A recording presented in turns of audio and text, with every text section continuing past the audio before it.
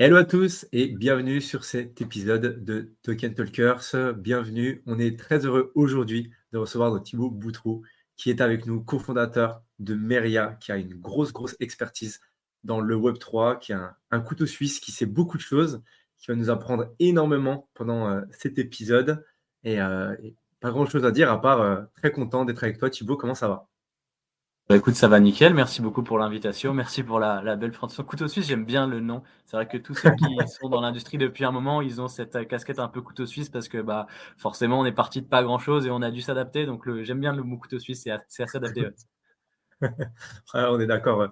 Je pense que de par tout ce qui a été fait et la façon dont, ouais, comme tu dis, comme ça fait déjà des années et des années et des années, tu as dû voir plein de belles choses, plein de choses aussi un peu plus complexes, Ouais. mais trop cool, trop bien. Euh, Est-ce que du coup, on peut commencer un peu à parler un petit peu de voilà, ton parcours, un petit peu, comment est-ce que tu es arrivé? Est-ce que Meria aujourd'hui, bah, c'est une boîte qui est incroyable. Je sais que vous faites du super job pour l'écosystème. Et si on peut revenir un petit peu sur ton parcours et comment est-ce qu'aujourd'hui tu en es arrivé à à construire cette boîte qui marche et qui est top. Ouais, bah écoute, moi je découvre cette industrie en 2015 de très loin. Alors j'étais d'abord dans le côté plus côté tech. J'avais découvert l'univers des startups et de la tech de manière générale pendant mes études et donc j'avais rejoint un incubateur de startups côté vraiment incubation. Donc je suivais des porteurs de projets. Donc ça c'était à Metz et on a suivi un premier projet blockchain donc en 2015, un projet qui s'appelait Tresorio. Ça m'a mis un premier pied à l'étrier, mais n'étant pas tech et ce projet ayant des sous-jacents tech assez poussés au départ, j'avoue que j'ai pas trop saisi et j'ai pas été plus loin, mais en tout cas, ça m'a donné une base de compréhension du sujet. Et un an après, un peu moins, j'ai rencontré Owen qui venait régulièrement à l'incubateur parce que son frère était incubé avec sa boîte Vivoca qui est spécialisée dans l'IA et la reconnaissance vocale, qui était dans cet incubateur, donc que je côtoyais au quotidien. Et donc, Owen vient régulièrement. On est de la même génération, on se rend compte, ça fit assez naturellement. Lui avait déjà mis un vrai pied dans les cryptos et il en parlait déjà avec beaucoup d'énergie. Et donc, forcément, je m'y mets un petit peu plus, je m'y intéresse un peu plus à ses côtés. Et puis, à un moment, lui, il formalise cette idée qui est à la base Just Mining. Donc, nous, on le suit côté incubation au départ. Et au moment où il dit, là, je vais start, il me dit, tu veux venir avec moi? Et en fait, je dis, vas-y, go, je viens avec toi. Et en fait, c'est comme ça que ça se passe. Et donc, on démarre l'aventure. Le projet commence à se matérialiser fin 2016 et la boîte se crée officiellement mi-2017, en gros. Donc mi-2017, on part et puis il y a un espèce d'alignement des planètes qui fait que quelques mois après nos débuts, en fait, tu as le premier bull run médiatique qui fait on est assez vite mis à la fois sous pression, à la fois sous les projecteurs. On a plein de choses qui s'accélèrent très vite, ce qui à la fois renforce nos convictions, ce qui aurait pu nous griller aussi les ailes, mais ça s'est plutôt bien passé. Ouais. Ouais, j'imagine, hein. J'imagine, ça a été, ça a été, comme tu dis, une accélération par rapport à tout ce qui s'est passé au niveau bull run, etc. Là, on est en train de re-rentrer, en tout cas, on a l'impression, dans un nouveau bull run. Et c'est souvent dans ces moments-là où tous les gens qui ont construit des choses pendant des années un peu dans l'ombre ou quand personne ne voulait entendre parler de cet écosystème, que là, ça pop up. Ouais, c'est ça. Alors aujourd'hui, on les formalise beaucoup plus et il y a beaucoup plus de narratives autour de ces cycles. À l'époque, pour le coup, 2017, c'est le premier, moi je l'appelle le bull run médiatique parce que c'est vraiment le premier bull run qui a mis Bitcoin et les cryptos sous les projecteurs où on a commencé à le voir dans les médias, en tout cas dans les médias mainstream. Dans les précédents, il y avait pas ça. On a vraiment passé un seuil critique en termes de mass market en 2017 et donc il y a vraiment eu un changement d'échelle à ce moment-là. Mais du coup, quand tu rentrais dans ce cycle-là, c'est vrai que tu avais très peu de track record et de recul sur comment il fallait gérer ces moments-là, en fait. Et d'ailleurs, pour l'histoire, nous, on a vu énormément d'acteurs se lancer dans cette temporalité entre mi-2017 et mi-2018. Et il y en a peu qui sont encore là aujourd'hui, tu vois. Et c'est pour ça que on a des liens hyper privilégiés avec ceux qui sont encore là aujourd'hui, des boîtes qui sont aujourd'hui des grosses boîtes où nous, on a des liens hyper forts et hyper privilégiés parce que on les a connus quand ils étaient tout petits, tu vois. Et, l'écosystème est très très soudé par rapport à ça parce que on a vu beaucoup d'opportunistes arriver, on en a vu beaucoup mourir, mais c'est aussi ça qui te dit ça peut aller très vite, mais il faut être aussi hyper prudent parce que tu sais que ce que le marché il peut te donner, si tu le gères mal, il peut très très vite te le reprendre. Et ça, c'est une des choses les plus complexes à gérer dans cette industrie parce que bah malheureusement, ceux qui arrivent là, et c'est un biais qui est difficile à gérer parce que tu as l'impression, surtout pour des entrepreneurs qui viennent souvent du monde traditionnel, qui ont galéré toute leur vie en fait à lever des fonds, à trouver un marché, etc. Quand ils arrivent, s'ils arrivent au bon momentum dans la crypto, tout peut se faire en très très peu de temps. Mais du coup, ils ont l'impression que en fait, tout ce qui touche devient de l'or et que ça va durer éternellement, alors que non. Et si tu n'es pas bien conseillé, si tu n'arrives pas à mettre les bonnes réserves comme il faut, bah, très très vite, la tendance, elle peut s'inverser et c'est là où tu vois la différence entre ceux qui sont opportunistes, ceux qui sont vraiment là pour durer. C'est un mélange aussi qui est important. On dit qu'on a besoin des deux parce que les phases de bear market permettent aussi d'assainir entre guillemets le marché. Mais c'est vrai que c'est complexe à gérer et on voit aussi des projets des fois qui malheureusement sont très bons mais n'arrivent pas à percer parce que ils arrivent malheureusement au mauvais moment, quoi. Ouais, ouais, c'est vraiment ça. Comme tu dis, c'est vraiment une recette dont personne n'a le secret, où une bonne idée, un bon marché, un bon timing, ok, ça match. Et en bull run, voilà, ça peut faire des étincelles. On l'a vu avec les NFT, hein, les derniers bull run, où voilà, il y a des gars qui sont arrivés purement opportunistes, qui ont fait des projets, qui ont sold out en quelques minutes. C'était de la folie. Et derrière, tu avais des gens qui sont arrivés un peu plus tard, qui avaient des projets où fondamentalement un peu plus solides, un peu plus bâtis et vraiment long-termistes, qui au final ont eu beaucoup de mal à aller au bout de leur idée parce que voilà, le timing était un peu n'était pas optimal. Donc ouais, moi Ouais, c'est ça. je crois fondamentalement à ça. Ouais, Et puis pour comme tu dis, toi, Thibaut, vas-y, je t'en prie. vas-y. Ah, ok, je disais, et pour toi, Thibaut, c'est quoi qui fait la différence entre un bon et un mauvais projet, ou plutôt un projet qui ne tombe pas au bon moment? Est-ce qu'il y a le timing, mais est-ce qu'il y aurait peut-être aussi quelque chose d'autre qui pourrait faire la différence entre un projet qui fonctionne et qui explose, comme celui de Meria, et un projet qui a un peu plus de mal à se lancer? Il y a la partie du réseau qui est super important, il y a la partie des connaissances, il y a la partie du timing, comme tu l'as dit. Est-ce qu'il y a d'autres choses pour toi qui fait la différence entre les Ah, deux projets? pour moi, c'est le point le plus important reste, et ça c'est vrai dans la crypto et c'est vrai dans toutes les autres industries de la tech, ça reste les bonhommes entre guillemets que t'as derrière. Parce que tu peux donner un super projet à un entrepreneur moyen ou un entrepreneur qui est pas bon, il arrivera pas forcément à en faire un cheval de course. Par contre, tu peux donner un truc un peu bancal ou juste une idée à un mec brillant et il sera capable de le transformer en quelque chose de pérenne. Donc quoi qu'il arrive, ça c'est pour moi ça c'est la base du truc, qui sont les mecs à derrière et qu'est-ce qu'ils veulent faire aussi, parce que tu as aussi des gens qui viennent et qui sont clairement là pour dire moi je viens faire mon one shot et puis après c'est ciao, et tu en as qui ont vraiment une volonté de construire. Donc ça c'est vraiment la base du truc. Et après si tu as un mec qui est un peu malin, il va avoir cette capacité à bien saisir les cycles, à bien mesurer sa temporalité marché. Alors, ça ne veut pas dire que ça marche à tous les coups, parce que tu as certaines variables que tu ne peux pas maîtriser. Celui qui se lance et juste après, il y a UST ou il y a ce FTX qui tombe ou quoi. Ça, c'est des choses que malheureusement, tu peux pas forcément maîtriser et qui peut compliquer le lancement. Mais à ce moment-là, la personne, elle sera capable de rebondir. Mais un hyper bon exemple de ça, par exemple, c'est Sorare, tu vois. Sorare, Nicolas Julia, à la base, n'est pas un mec de l'écosystème crypto. C'est pas un mec qui a forcément une appétence crypto qui est hyper développée, tu vois. Tu le vois pas forcément s'exprimer beaucoup sur crypto Twitter. Tu vois pas forcément beaucoup aux events crypto. Mais c'est un mec qui a compris la narrative NFT avant même que le mot NFT soit posé, tu vois. Et pour autant, il n'a pas explosé tout de suite. Il a pris son temps et il a fait les choses dans l'ordre. Et tu vois, c'est là où tu vois la différence aussi entre les mecs qui viennent pour, euh, pour vraiment changer un marché et rester dans le temps, ou les mecs qui viennent juste faire un one-shot, qui font une collection NFT où il y a 100 items, ils essaient de vendre cher, et puis après, ils remballent et ça livre rien, tu vois. Eux, d'abord, Ouais. ils ont été chercher d'abord des licences. Après, ils ont fait un truc qui soit le plus friendly possible. Maintenant, ils sont en train de se mettre vraiment sur les sujets de réglementation, tu vois. Ils ont été vraiment crescendo, et d'ailleurs, même sur leur levée, tu vois, ils ont levé stratégiquement avec des acteurs différents à chaque étape, mais pour pouvoir aller crescendo et pour pouvoir être accompagnés correctement, pour accompagner leur croissance.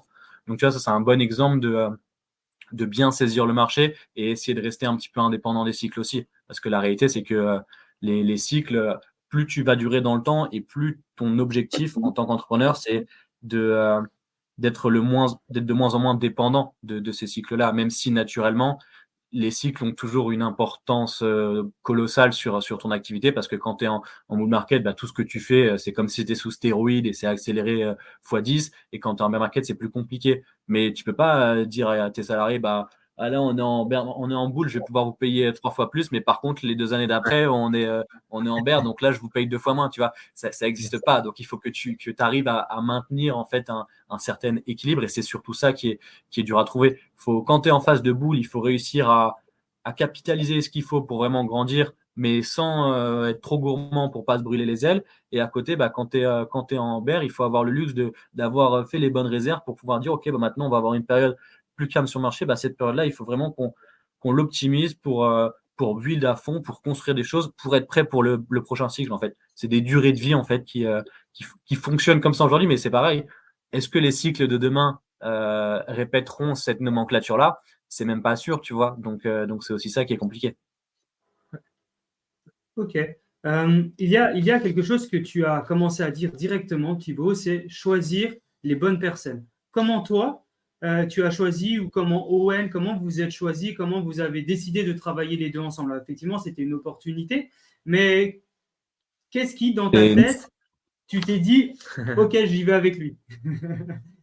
c'est une très très bonne question et c'est effectivement le point clé. Et je me rends compte sincèrement que bah, maintenant, avec plus de recul, qu'on a eu beaucoup de chance. Parce que du coup, il y a pas que Owen et moi. Il y a d'autres personnes qui sont avec nous depuis le départ, notamment une autre personne qui s'appelle Laurent Graziani, qui est pas du tout visible, qui est le meilleur ami d'enfance d'Owen, qui, quand on a lancé le truc, a traversé, est venu de la Corse, il a traversé la France, il n'a jamais quitté la Corse, il est venu nous rejoindre à Metz et on est toujours tous les trois, toujours alignés, on a évolué ensemble et tout.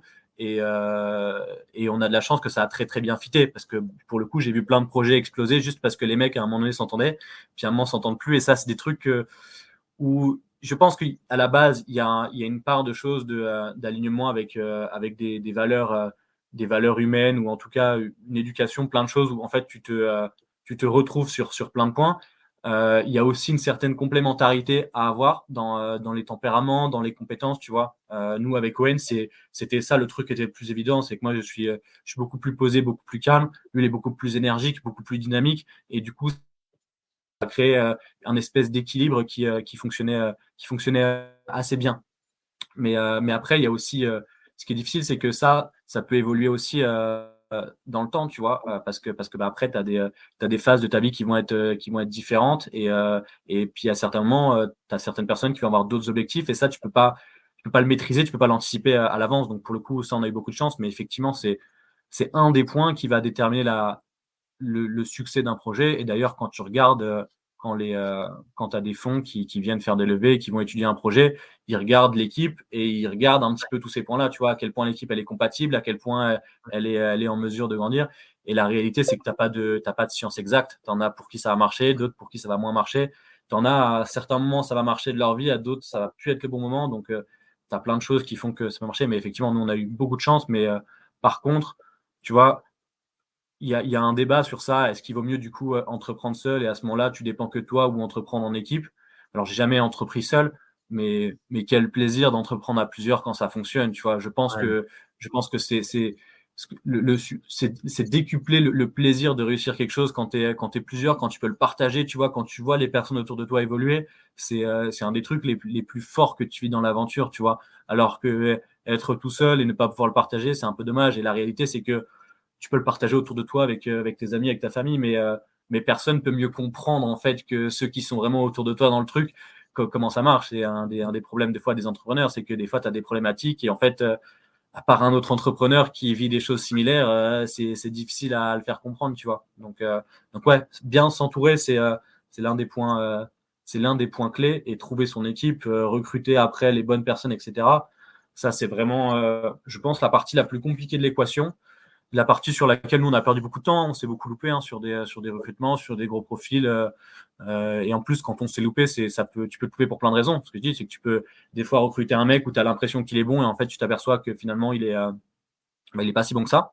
Tu peux recruter un mec où tu as l'impression qu'il est bon et en fait, il est bon, mais il n'est pas bon au moment où toi, tu es là, tu vois. Genre, toi, aujourd'hui, tu es trop petit. Lui, il serait bon pour l'étape d'après, mais pour l'étape où tu en es toi, bah, il est juste pas adapté, en fait, parce que tu te rends compte qu'il y a des gens qui sont bien calibrés pour des grosses boîtes, des gens qui sont bien calibrés pour des petites boîtes, et les transitions sont dures. Et d'ailleurs, là, nous, tu vois, on est à cette étape qui est très complexe où tu arrives autour de quasiment à 50 personnes, donc tu n'es plus une petite boîte, t'es plus une petite startup, mais t'es pas non plus une grosse boîte. Et en fait, le passage de l'un à l'autre est très, très, très compliqué. Et en discutant avec ceux qui ont passé ces étapes-là, tu vois, des boîtes comme Chili's, comme Ledger, etc., qui ont passé ces étapes-là, la transition, elle est hyper, hyper, hyper complexe, quoi, parce que bah, malheureusement, tu perds des gens qui étaient là au début, parce que ça leur plaisait, l'aventure, le truc d'être, on n'est pas beaucoup, donc tu es une petite famille, tu vois, donc tu peux parler à tout le monde. Et puis bah, malheureusement, quand tu grandis, bah, tu perds forcément un petit peu de ça parce que tout le monde n'a pas les mêmes ambitions et tout le monde va pas se développer de la même manière. Et donc, bah, du coup, tu perds ces liens-là, tu vois. Nous, au tout début, quand on s'est lancé, bah, une connerie, mais si on va boire un verre le samedi soir, on allait boire un verre avec toute l'équipe. Bah, aujourd'hui, tu es 50, tu peux pas aller boire un verre à 50, tu vois. Donc, il y a des choses que tu fais différemment. Ceux avec qui tu as commencé, tu n'as pas forcément les mêmes liens que ceux qui sont arrivés après. Donc, tu as plein de petits trucs comme ça qui font aussi la vie de l'entreprise, qui sont beaucoup plus compliqués à gérer et tu passes beaucoup de temps à plus gérer de l'humain, de l'homme, etc., plutôt que de gérer la boîte. Donc, c'est aussi un métier qui évolue et qui est différent. Et c'est pas du tout la même chose de lancer un projet et de gérer une petite boîte qu'une boîte en phase de transition et qu'une grosse boîte. C'est vraiment des métiers différents. Et c'est pour ça que, par exemple, Ledger, tu vois, Ledger avait opéré la transition. C'était l'archevêque qui était là au départ. Et puis, c'est Pascal Gauthier qui a pris la suite à un moment donné parce que l'archevêque est hyper pertinent et hyper puissant pour lancer un projet. Par contre, tenir une boîte qui a 300 salariés, c'est un truc peut-être qui l'amuse un petit peu moins. Alors que Pascal Gauthier sait très bien faire ça, tu vois. Donc c'est des étapes de vie de l'entreprise aussi et c'est hyper dur d'avoir, tu vois, moi ça j'admire le mec qui a eu la lucidité de dire ok, moi maintenant je suis moins pertinent, je me mets un petit peu en retrait et si je veux que la boîte elle se développe, je suis peut-être plus la bonne personne, tu vois. Et tout ça, c'est des questions compliquées, des questions qu'on se pose, hein, parce qu'on est en plein dans ces trucs-là. Donc, comment ça évolue, tu ne peux pas maîtriser. Il y a des choses, en plus, nous, on est très jeunes, donc on essaye de se nourrir un petit peu des expériences des autres, parce qu'il y a plein de choses qu'on n'a pas vécues, tu vois, et on tient aujourd'hui un discours qui est différent de celui qu'on aurait tenu il y a 3 ans et qui est certainement différent de celui qu'on tiendra dans 3 ans. Donc c'est ça aussi qui est délicat, mais en tout cas, c'est hyper intéressant à vivre. Ouais. Ouais, humainement, c'est de la remise en question, c'est des discussions. C'est au final, il n'y a pas de réponse. C'est comme tu dis, il n'y a pas de réponse exacte. En fait, c'est toujours bon, bah, on déplace le curseur, on déplace un peu, on regarde qu'est-ce qui se passe. Ok, peut-être en fait un peu plus de ci, un peu moins de ça, et encore plus quand c'est avec de l'humain. Voilà, l'humain, c'est une sacrée machine, c'est Ouais. une sacrée matière première avec laquelle il faut travailler. Et avec un humain plus un humain, c'est pas 1 plus 1, c'est 1 fois 10 choses en fait. J'ai toujours tendance à dire C'est que ça. quand tu rajoutes une personne, ça multiplie l'équation entre guillemets. C'est pas. Et c'est pour ça que pour revenir au point d'avant, c'est hyper important de bien s'entourer parce que il faut que tu arrives à avoir autour de toi les gens avec qui tu peux vraiment communiquer, tu peux vraiment avancer, tu vois. Si tu as quelqu'un à côté de toi et que quand il y a quelque chose qui va pas, tu peux pas lui dire ou c'est compliqué de lui dire, bon, ça va être très très compliqué d'avancer. Et inversement, si toi tu fais une connerie, si l'autre personne elle ose pas venir te le dire, c'est aussi très compliqué, tu vois. Et nous, c'est un truc qu'on a réussi à créer, à garder, c'est que entre Laurent, Owen et moi, il y a zéro ego, il n'y a pas de filtre. C'est-à-dire que si à un moment, il y en a un, il fait un truc, on n'est pas d'accord, on peut se le poser très facilement. Et on sait que s'il y en a un, il vient nous faire une réflexion, c'est pas pour nous rabaisser ou c'est pas pour quoi que ce soit. S'il nous le dit, c'est parce qu'il y a vraiment un point. Et à ce moment-là, bah, on peut discuter de manière constructive. Et puis bah, après, on est suffisamment intelligent pour dire, OK, bah, si factuellement il me dit que ça, OK, peut-être qu'il a raison, tu vois. Et il faut être capable de s'entourer avec des gens avec qui tu peux avoir ce débat-là parce que sinon, c'est très compliqué d'avancer, hein. Et au jour d'aujourd'hui, vous êtes les trois avec le même nombre de parts. Il n'y a pas quelqu'un qui a plus que l'autre. C'est Non, pour permettre. Owen est majoritaire parce que le projet naît de lui et c'est lui qui est à l'origine. Et nous, on est un peu des pièces rapportées, quoi. Donc, on est à la fondation avec lui, mais le projet, c'est lui qui le construit et qui le structure à la base, quand même. Mais malgré tout, vous arrivez à communiquer. C'est ça qui est Bah, fort. bien sûr, ouais. Ouais, Tu et puis il voulais n'y a pas de, y a pas des de, fois, le fait y qu'il a y pas de ait un qui là-dessus. est plus que l'autre, il peut vouloir dire, moi je suis majoritaire, j'explique, c'est comme ça que ça se passe, et pas autrement. Et là, tu dis tout le contraire. Non, non, nous, on est toujours sans cesse en train de parler, communiquer et apprendre ensemble. Félicitations. Non, toujours. Mais de toute façon, l'ennemi, un des ennemis de l'entrepreneur sur ça ou des équipes, c'est l'ego, hein. Mais c'est très compliqué de réussir à pas avoir d'ego avec quelqu'un. Et quand tu arrives à avoir ça, c'est royal. Même s'il en faut toujours de temps en temps, parce qu'il faut être capable aussi de s'affirmer, être capable de dire, mais il faut être capable de le mettre de côté quand il faut, tu vois. Et c'est très, très compliqué. Et c'est aussi ça que tu vois, nous, tu vois, quand on rencontre aujourd'hui des fois des gens qui ont des projets ou des trucs.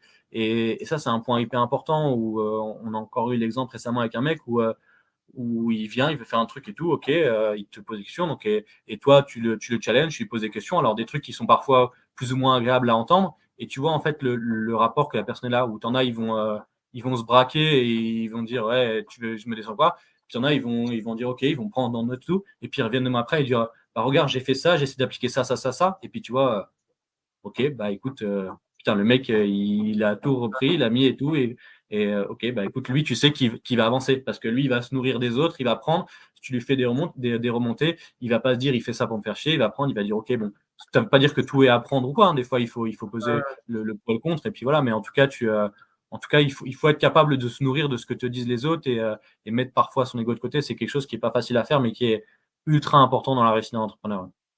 Ouais, je pense que l'ego, c'est un fuel dans lequel, ben oui, tu peux prendre beaucoup d'énergie et beaucoup de puissance pour te dire, OK, non, oui, ça, enfin, je vais avancer, je vais faire un truc différent, je vais mettre du jus dans un projet, etc. Et c'est ça aussi qui permet, je pense, aux entrepreneurs de quand même avoir cette volonté, justement, bah, de sortir d'un cadre qui est normal et puis, entre guillemets, et d'aller faire quelque chose de différent. Mais comme tu dis, c'est à double tranchant, c'est-à-dire qu'il faut quand même savoir des fois le dire, bon, bah, ok, je le range, mon ego, je suis capable d'écouter les autres, de prendre du feedback, je suis enseignable, entre guillemets. Je prends quelques secondes pour vous remercier d'être avec nous sur cet épisode. C'est d'ailleurs pour cela que nous aimerions vous offrir notre guide sur la tokenisation. Il est disponible dans le lien en description, vous allez pouvoir apprendre encore plus sur cette révolution. Si vous voyez de la valeur dans nos conversations et notre contenu, vous pouvez également nous soutenir en laissant 5 étoiles sur votre plateforme d'écoute préférée. Merci, car grâce à vos évaluations, vous nous aidez à toucher encore plus d'auditeurs passionnés comme vous. Reprenons l'épisode. Bon, en tout cas, c'est super intéressant tout ça, Thibaut, vraiment. Il y a beaucoup, beaucoup de choses à faire. Et moi, je me pose une question. Donc, juste avant, tu parlais qu'il y avait une cinquantaine de personnes maintenant chez Meria, donc Just Mining maintenant devenu Meria. Quelle est l'évolution de la société? Donc, vous avez commencé directement, vous étiez que tous les trois, puis après, vous avez recruté au fur et à mesure. Et est-ce qu'il y a eu des changements au niveau, voilà, quand vous êtes passé de Just Mining à Meria? Est-ce que vous avez changé de bureau? Comment s'est passée toute cette partie-là? Ouais, il y a plusieurs étapes de vie dans l'existence de Just Mining puis de Meria. Donc on a commencé effectivement à 3, plus quelques personnes autour de nous qui nous filaient des coups de main, notamment le frère d'Owen et ses associés qui nous ont donné un gros coup de main sur la partie tech et 2, 3 personnes qui nous accompagnaient un petit peu autour. On a recruté assez rapidement. On a un mec qui est aujourd'hui encore avec nous, qui est le mec qui est à l'origine de tout le site et de la plupart de nos solutions, qui s'appelle Thomas Lemaire, qui est un tech qui est avec nous, qui nous a rejoint très très peu de temps après le début de l'aventure. Et puis après, on a grandi progressivement. On n'a pas eu de phase où on a recruté 30 personnes d'un coup. Ça a vraiment été crescendo par rapport aux besoins.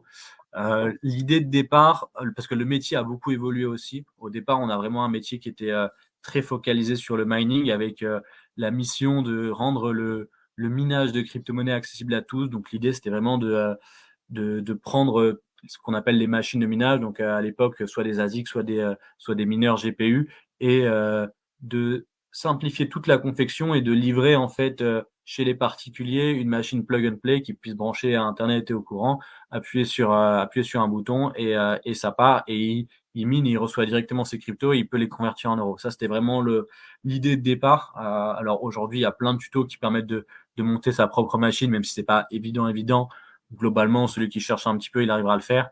À l'époque, vraiment, 2017, fallait quand même être capable de se débrouiller pour monter sa propre bécane. Donc, c'était vraiment ça l'idée, c'était de démocratiser un petit peu ça. Métier qui a évolué pour plein de raisons. Parce que en parallèle, on a continué à évoluer, à creuser, à découvrir l'écosystème, et on a découvert qu'il n'existait pas une seule méthode pour sécuriser une blockchain, mais qu'il existait plusieurs. Il y a plusieurs mécanismes on appelle ça des mécanismes de consensus, dont les deux grandes familles sont Proof of Work, Proof of Stake. Donc il y a plusieurs manières de faire ce processus de validation des transactions. On a commencé à étudier le Proof of Stake avec ce qu'on appelle les masternodes à l'époque, ce qu'on appelle aujourd'hui plus communément le stacking. On a commencé à monter en volume sur les deux services, et à un moment donné, en fait, il a eu le sujet de dire, bon, bah, si on veut passer à échelle, le Proof of Stake et le Proof of Stake et le Proof of Work, c'est deux métiers qui impliquent des ressources différentes, qui impliquent des compétences différentes, qui sont vraiment deux métiers qui sont pas les mêmes. Et donc, si tu veux aller à échelle, tu peux pas faire les deux en même temps. Donc, à un moment, il fallait faire un choix. Et donc, ce choix-là, on l'a fait en 2019 par rapport pour diverses raisons. Nous, on a plutôt pris l'orientation Proof of Stake, alors que ça veut pas dire qu'on a moins de conviction sur le Proof of Work. C'est juste que par rapport à ce qu'on avait entre les mains et ce qu'on voulait faire et ce qu'on se sentait capable de faire, on estimait qu'il y avait plus de choses à faire à ce moment-là sur le Proof of Stake, parce que le Proof of Work, c'est un métier qui est beaucoup plus industriel, qui a beaucoup de contraintes géographiques, beaucoup de contraintes politiques. Enfin, c'est vraiment un autre monde qui est hyper passionnant. Je sais pas si vous avez déjà reçu des mineurs de crypto dans le podcast, mais ça vaut le coup, parce que vraiment, le minage, c'est un métier qui en vitrine semble très simple, qui en coulisses, c'est d'une complexité, mais c'est hyper passionnant. Mais voilà, donc nous, on a pris l'autre direction. Et donc, bah, à ce moment-là, donc ça veut dire qu'à partir de 2019, fin 2019, début 2020, juste avant le confinement, on vendait plus de machines de minage. Et donc, du coup, bah, Just Mining était plus forcément adapté au truc. Donc, c'est à partir de là qu'on a décidé qu'il fallait faire un rebranding. Mais pour que ce soit bien assimilé, on voulait d'abord développer d'autres services et se préparer bien à la transition. C'est pour ça que le rebranding est arrivé beaucoup plus tard, pour que la transition soit la plus smooth possible. Donc, Meria est apparu que fin d'année dernière, donc en décembre 2022. Et ça marquait vraiment la transition totale, où là, c'était déjà assimilé pour les gens que Just Mining faisait moins de minage. On avait nos autres activités qui étaient plus ancrées. On avait une vocation aussi à toucher un petit peu plus la clientèle, on va dire, institutionnelle, B2B, etc. Donc, c'était aussi important d'avoir une image un peu plus lisse, tu vois. Meria, à la fois, ça peut vouloir dire plein de choses. À la fois, c'est très neutre, donc ça froisse personne. La DA, elle est beaucoup plus sobre aussi. Donc, c'était un petit peu cette idée d'avoir ça, tout en gardant notre ADN tech, parce que une chose qu'on a gardée tout au long de l'historique, c'est que on a estimé qu'il était très important de conserver la compétence technique en interne, parce que sur un marché aussi vite que celui-ci, c'est ce qui te permet de rester en fait agile et de comprendre parfaitement ce qui est en train de se passer. Tu vois, avoir les mains dans la blockchain, opérer des validateurs pour le compte des blockchains, parce qu'aujourd'hui on a deux métiers. Le cœur de notre métier, c'est celui-ci, opérer des validateurs pour le compte des blockchains. Bah, ça veut dire que tu es aussi en contact avec l'ensemble des blockchains, que tu as des groupes Telegram avec les équipes fondatrices, ou en tout cas avec les équipes qui font fonctionner le réseau, et donc que tu vois comment l'écosystème se développe d'un point de vue technique. Tu vois, tu as vraiment les mains dedans, et t'as pas juste la visibilité de le projet fait des annonces sur Twitter et tu as l'impression que ça avance. Non, tu sais concrètement qu'est-ce qui est en train de se passer sur ce réseau, à quel point les équipes sont réactives, à quel point leurs documents techniques elles sont à jour, à quel point ils sont en train de faire des choses, et tu peux vraiment comprendre et avoir un regard entre guillemets critique et objectif sur ce qui est en train de se passer. Alors, ça ne veut pas dire qu'il ne faut pas tout le côté marketing, hein, parce que tu peux être le meilleur techniquement. Si tu n'es pas capable de le dire, bah, les gens, au final, ils vont pas utiliser tes solutions, et du coup, ça sert à rien. Donc, il faut trouver l'équilibre entre les deux. Mais en tout cas, si tu es que bon sur la partie marketing et que derrière, il y a une coquille vide, bah, tu sais que dans le temps, ça va quand même être difficile de durer. Donc, du coup, ça nous permet aussi d'avoir un regard qui est assez objectif sur tout ça, et de vraiment comprendre comment est en train d'évoluer cette industrie. Et c'est un positionnement qui est un petit peu particulier, parce qu'aujourd'hui, tu as très peu d'acteurs qui ont un pied dans les deux mondes. Soit tu vas avoir des acteurs qui sont essentiellement la partie opération de validateur, tu vois, en France, on a un gros player notamment qui est Kill, qui fait ça très très bien. Après, dans le monde, t'as des géants. Les géants, ça va être Allnut, ça va être Figment, ça va être ces genres d'acteurs qui sont un peu moins connus pour les gens qui sont pas dans l'écosystème.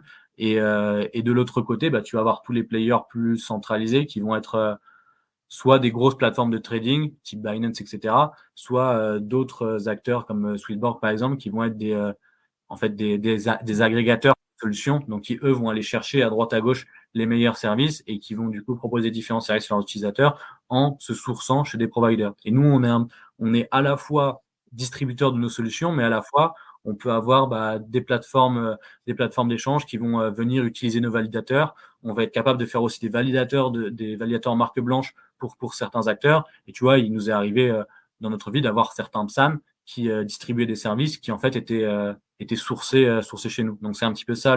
L'idée, c'est que ça nous ouvre aussi plusieurs canaux de distribution. Notre canal historique qui est la plateforme Meria.com, où là les gens vont pouvoir venir s'onboarder sur une plateforme qui est centralisée, qui est simple d'accès, etc. Mais on a aussi d'autres canaux qui est toute cette partie marque blanche où on va pouvoir faire ce qu'on appelle du B2B2C. Donc on va pouvoir mettre là notre expertise technique à disposition de ces acteurs. Et on va avoir toute la partie on-chain aussi, puisque nos validateurs, ils sont publics. Donc, si toi, tu es plus à l'aise avec l'environnement blockchain et que tu sais utiliser un wallet, que tu sais te balader sur toute cette partie décentralisée, tu vas pouvoir venir interagir directement avec nos validateurs. Et ça, c'est aussi hyper précieux parce que dans un momentum où la régulation prend de plus en plus de place, où elle est, entre guillemets, de plus en plus contraignante, où ça devient de plus en plus difficile d'onboarder des gens, sur le côté on-chain, tu n'as pas toutes ces problématiques-là.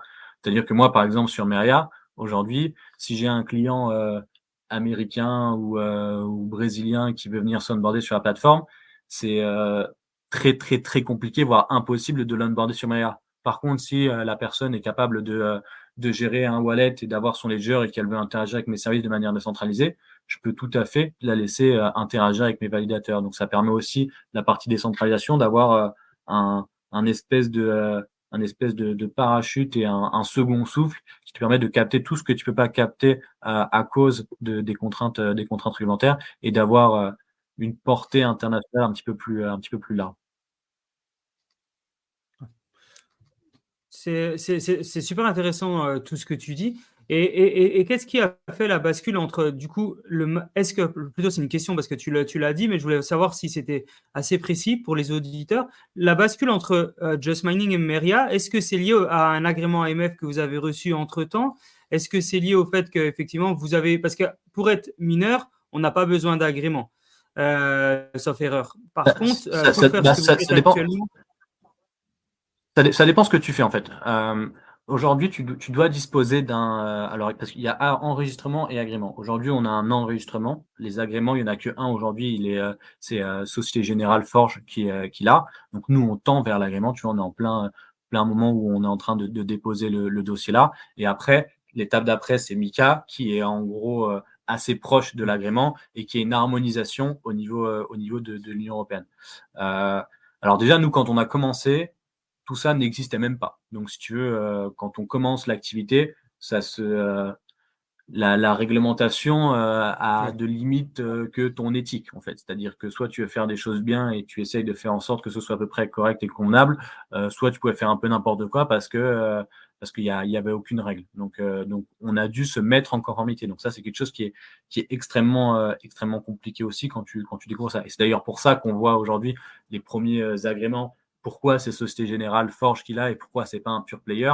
Parce que c'est des acteurs qui ont déjà une culture conformité qui est développée au paroxysme intérieur, parce que c'est des banques, parce qu'ils ont déjà toutes les ressources humaines, tous les outils, etc. Et donc, c'est, entre guillemets, beaucoup plus facile pour eux d'aller vers ces solutions-là. Et en plus, ils n'ont pas de produits. Enfin, ils n'ont pas de produits. Ils ont très peu de flux, en tout cas. Donc, c'est beaucoup plus facile de déposer un agrément ou un enregistrement quand tu pars de flux vierges. Contrairement à des pure players comme nous, comme l'ont été CoinHouse, comme le sont Binance, etc., où tu as déjà des flux passés. Donc, il faut que tu arrives déjà à clarifier tous tes flux passés. Donc, si tu as fait n'importe quoi dans le passé, c'est compliqué. Et en plus de ça, tu n'as pas forcément toute la culture conformité de ces grands groupes. Tu n'as pas forcément tous les outils. Donc, tu dois incrémenter des choses au fur et à mesure. c'est beaucoup de coûts, c'est beaucoup de ressources. Et donc, c'est pour ça que ça prend un petit peu plus de temps. Et c'est pour ça que d'ailleurs, on participe très activement à tous ces échanges-là parce que on essaye de faire comprendre aux régulateurs que oui, il faut tendre vers ça, mais attention parce que faut pas non plus brûler les étapes parce que si on veut mettre tout de suite tous les critères d'exigence maximum, vous allez perdre tout le monde et au final, il y aura plus d'innovation. Et on va se retrouver dans quel scénario? On va se retrouver dans le scénario où ça va pas tuer l'écosystème, ça va tuer l'écosystème localement, il va se développer ailleurs. Du coup, les investisseurs, ils vont devoir investir ailleurs. Et puis, on va se retrouver avec des gens qui investissent sur des plateformes comme FTX qui sont régulées, mais aux Bahamas, donc avec des règles du jeu qui sont différentes. Et puis, la suite, on la connaît. Donc, c'est tout cet enjeu-là qu'on essaie de défendre, de dire attention, parce qu'à être trop strict, vous allez juste nous pénaliser, nous, et vous allez permettre aux autres qui font ça moins bien de se développer. Vous allez forcer les gens à aller ailleurs. Et là où vous mettez des vétos en mode de protection d'un investisseur, au contraire, vous pouvez les mettre en danger. Mais à côté de ça, naturellement, il faut mettre des règles parce que même j'ai déjà vu certains acteurs français faire des choses qui sont vraiment dangereuses pour leurs clients. Donc, il faut quand même mettre un cadre, tu vois. Donc, c'est un équilibre qui est compliqué, mais en tout cas, ça va tendre vers ça. Et donc, je sais plus, c'était quoi ta question initiale? C'était oui. Le basculement entre le mining et de Just Mining et Meria, est-ce que c'est dû à un agrément qui t'a permis de faire plus de choses et ça t'a facilité la bascule? Ou c'était dans tous les cas, l'objectif était d'avoir l'agrément et dans tous les cas de basculer? Dans tous les cas, en fait, quand ces règles-là ont été posées, en fait, l'enregistrement, il te dit à partir du moment où tu délivres tel ou tel service, tu dois être enregistré. C'est pas toi qui choisis, c'est si tu délivres ça, ça, ça ou ça, tu dois être. Donc, dans les critères qu'il y a est-ce que tu fais de la conservation pour le compte de tiers? Donc, est-ce que tu détiens des crypto-monnaies pour le compte de quelqu'un d'autre? Il y a est-ce que tu permets de faire des échanges euro-crypto, donc fiat contre crypto? Est-ce que tu permets de faire des échanges crypto-crypto?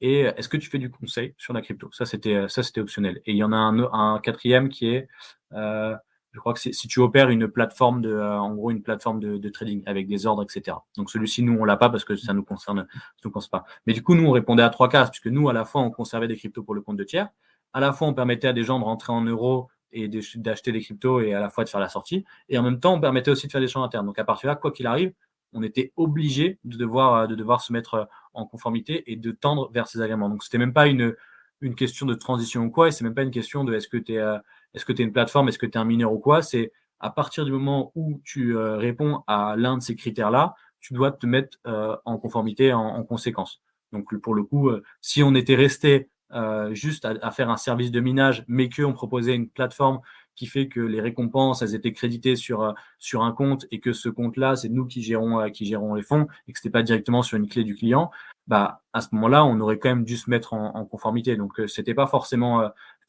lié. C'est juste que nous, on avait nos services, on savait dans quelle direction on voulait aller par rapport à nos services et cette direction impliquait de passer par la case mise en conformité. Donc finalement, c'est plutôt comme ça que ça s'est inscrit dans la roadmap. Et le rebranding, du coup, était déjà pensé en amont. Enfin, il n'était pas posé, on savait pas que ça serait Meria, etc. Mais on savait déjà, avant de passer en conformité, qu'à un moment donné, Just Mining ne serait plus Just Mining et allait évoluer vers une autre appellation, puisque le nom de Just Mining ne correspondait plus réellement à l'activité qu'on était en train d'opérer. Donc c'était plus dans ce cadre-là que ça se faisait. Yes. Et du coup, justement, pour rebondir un petit peu sur ça, sur les activités aujourd'hui, si tu devais définir les activités que vous proposez au sein de Meria, que ce soit pour du B2B, que ce soit pour du B2C, etc., quelles sont un peu les solutions pour peut-être les auditeurs qui découvrent Meria? Du coup, pour reprendre, nous, on a 2 métiers. On a un premier métier qui est un métier technique, qui est opérer des validateurs pour le compte des blockchains. Donc ça, c'est le cœur de notre métier. Et on a un second métier qui est du coup plus financier, qui est en fait une interprétation, une traduction de notre métier technique, qui est proposer des solutions d'investissement crypto à destination du plus grand nombre. Donc à la fois des particuliers, à la fois des entreprises. Donc ça se matérialise sur une plateforme qui s'appelle Meria.com. On a 3 canaux de distribution. Donc la plateforme, Meria.com, où là, tu vas pouvoir venir en tant que particulier ou en tant qu'entreprise.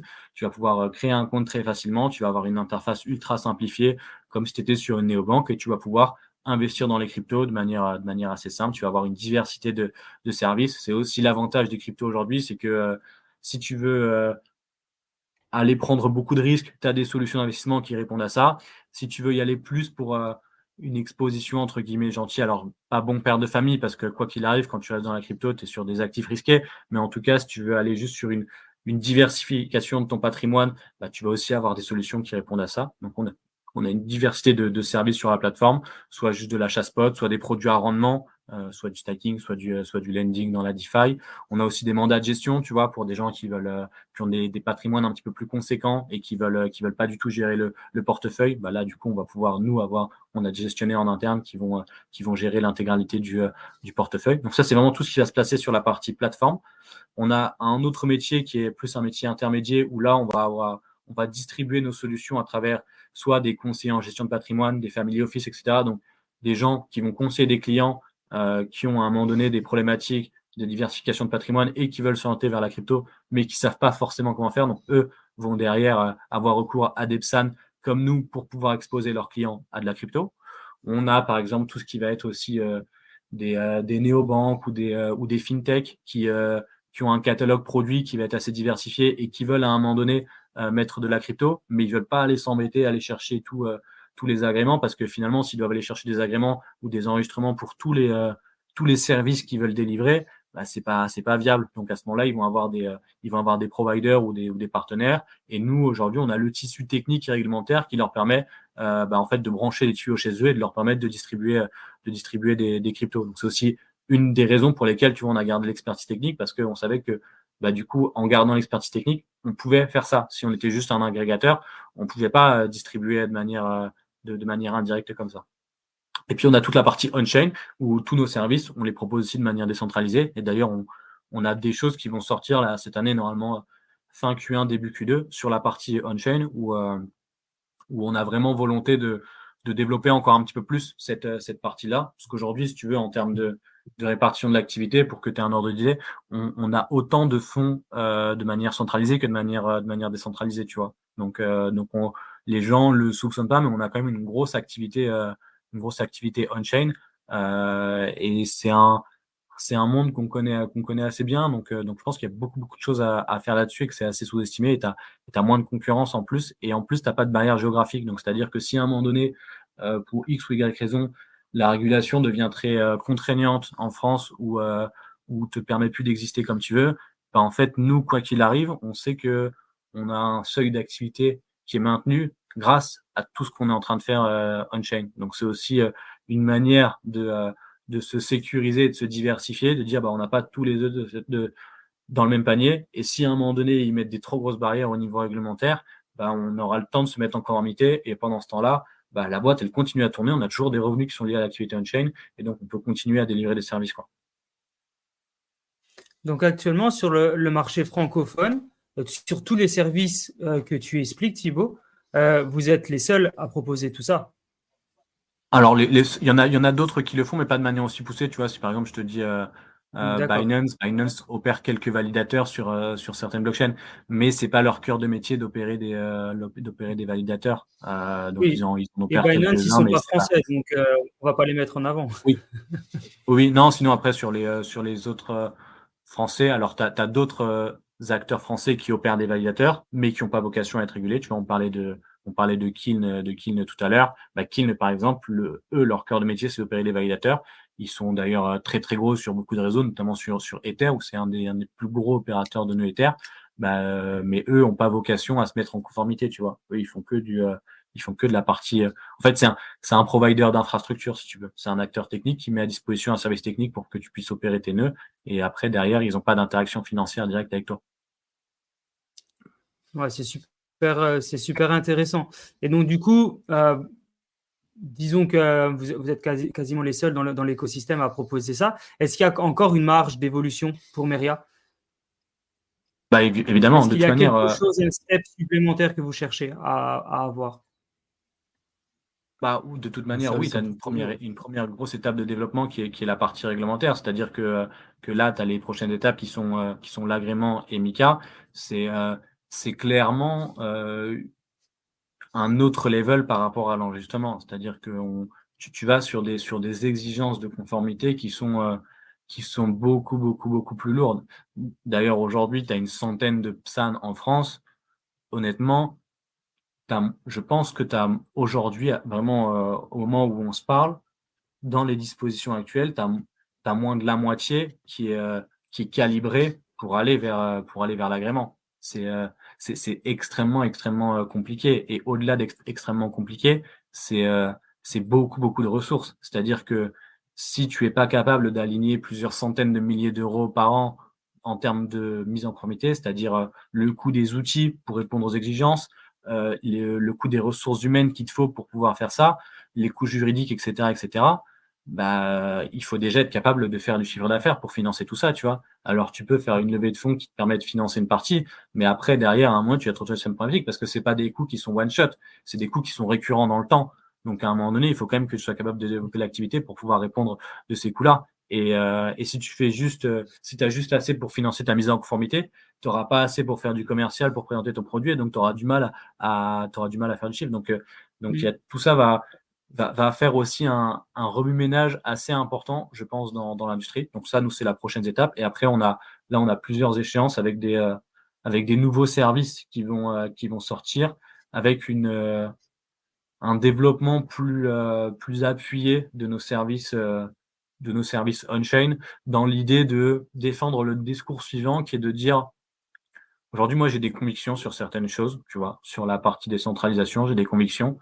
Mais en fait, si toi, tu veux investir dans les cryptos, entre guillemets, mes convictions, tu t'en moques. Ce qui est important, c'est que tu comprennes c'est quoi les avantages d'être dans un environnement centralisé, c'est quoi les avantages d'être dans un environnement décentralisé, c'est quoi les inconvénients des deux. Et une fois que tu as tous ces éléments-là, par rapport à ton profil à toi, dans quel environnement, en fait, tu es le plus à l'aise de naviguer. En sachant que tu peux aller un peu dans l'un, un peu dans l'autre, en sachant que tu peux passer de l'un à l'autre. Mais du coup, nous, l'idée, c'est plus d'aller voir les gens et de leur dire, OK, tu veux t'exposer à la crypto, oui ou non? Si oui, de quelle manière tu veux le faire? Et il existe différentes manières de le faire. Si tu vas dans cet environnement, tu as ces dispositions-là. Si tu vas dans cet environnement, tu as ces dispositions-là. Nous, dans tous les cas, on est capable de t'apporter des solutions dans les deux cas. Mais le but, je vais pas te forcer à utiliser un ledger et à être dégène à fond si tu es pas à l'aise avec un wallet. C'est pas le but et ça n'a pas de sens.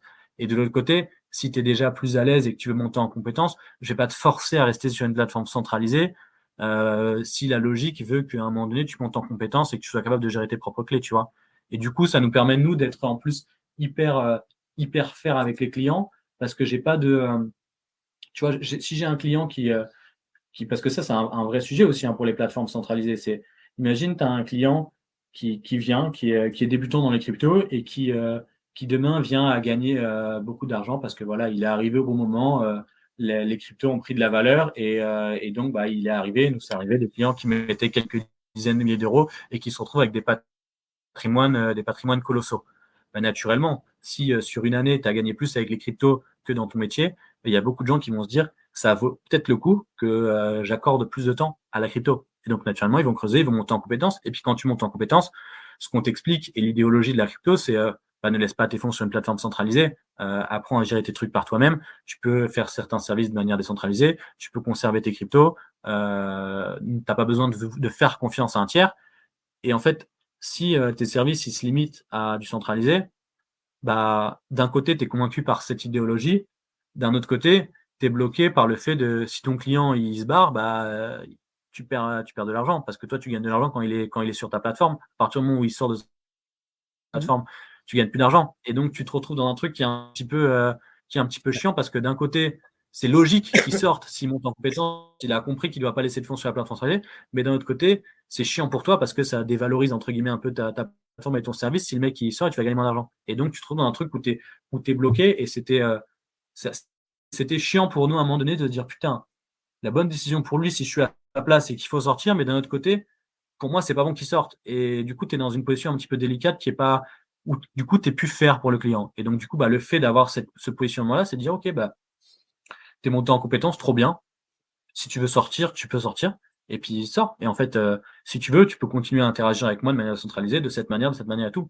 Et là, globalement, le mec qui a gagné à tes côtés, il le fera toujours. Et même si ton validateur, il a, un petit pourcentage de moins de rendement que celui qui est à côté ou quoi, ou qui va prendre un petit peu plus de frais, il ira quand même chez toi parce que il a compris ça.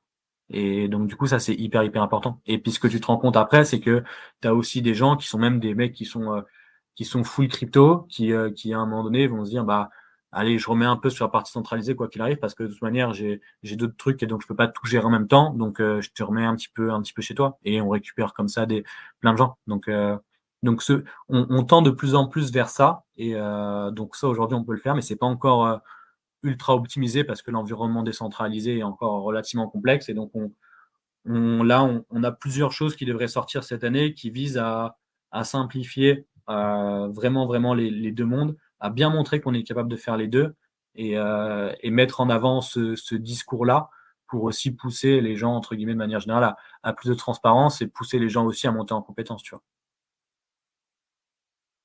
Wow, ok.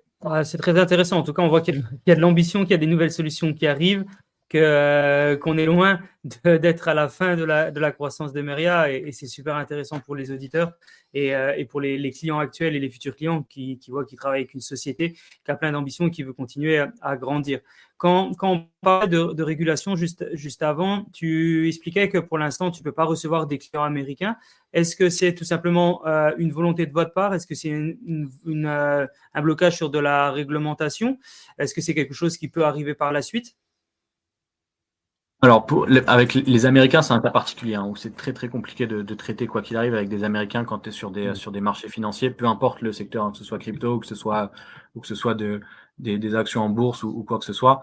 Il faut que tu sois réglementé sur le sol américain et les règles du jeu sont vraiment, vraiment très très différentes. Et donc, il faut avoir une présence sur le sol américain, il faut avoir enfin, c'est toutes des dispositions qui sont tellement complexes que rares sont ceux qui ont vraiment envie d'y aller sur des services financiers. Et la réalité, c'est que de toute manière, il y a déjà vraiment matière à faire au niveau français / européen avec Mika pour avoir besoin de se diversifier sur des clients américains. Alors après, si tu veux, la seule typologie de clients américains que je vais pouvoir, avec lesquels je vais pouvoir traiter, ça va être celui qui est expatrié, qui est en fait français, mais qui vit aux US, mais qui va peut-être être encore résident fiscal français ou tu vois, ce genre de choses. Mais en tout cas, un résident fiscal américain ou un mec de nationalité américaine, aujourd'hui, impossible. Et c'est tellement contraignant qu'on n'a même pas envie d'y aller. Mais voilà. Et après, tu as plein de Ok. zones, en fait. Tu as des listes, ce qu'on appelle le GAFI, qui pose des listes noires, des listes grises, etc. Donc avec des pays avec lesquels tu as le droit d'entrer en relation ou pas. Et en fait, tu as ce qu'on appelle une matrice de risque. Donc tu vas faire une matrice de risque et en fonction des pays ou des profils clients, parce que tu as des profils clients aussi, bah, tu vas attribuer un niveau de risque. Et en fonction de ce niveau de risque, bah, tu vas avoir juste des exigences beaucoup plus appuyées en termes de documentation. Tu vas lui demander beaucoup plus de choses, tu vas lui poser beaucoup plus de questions et tu vas avoir une fréquence de répétition au niveau des questions que tu vas lui poser. C'est-à-dire que tu vas lui demander énormément de documentation et tu vas lui demander de manière régulière, tu vois, en fonction des niveaux de risque.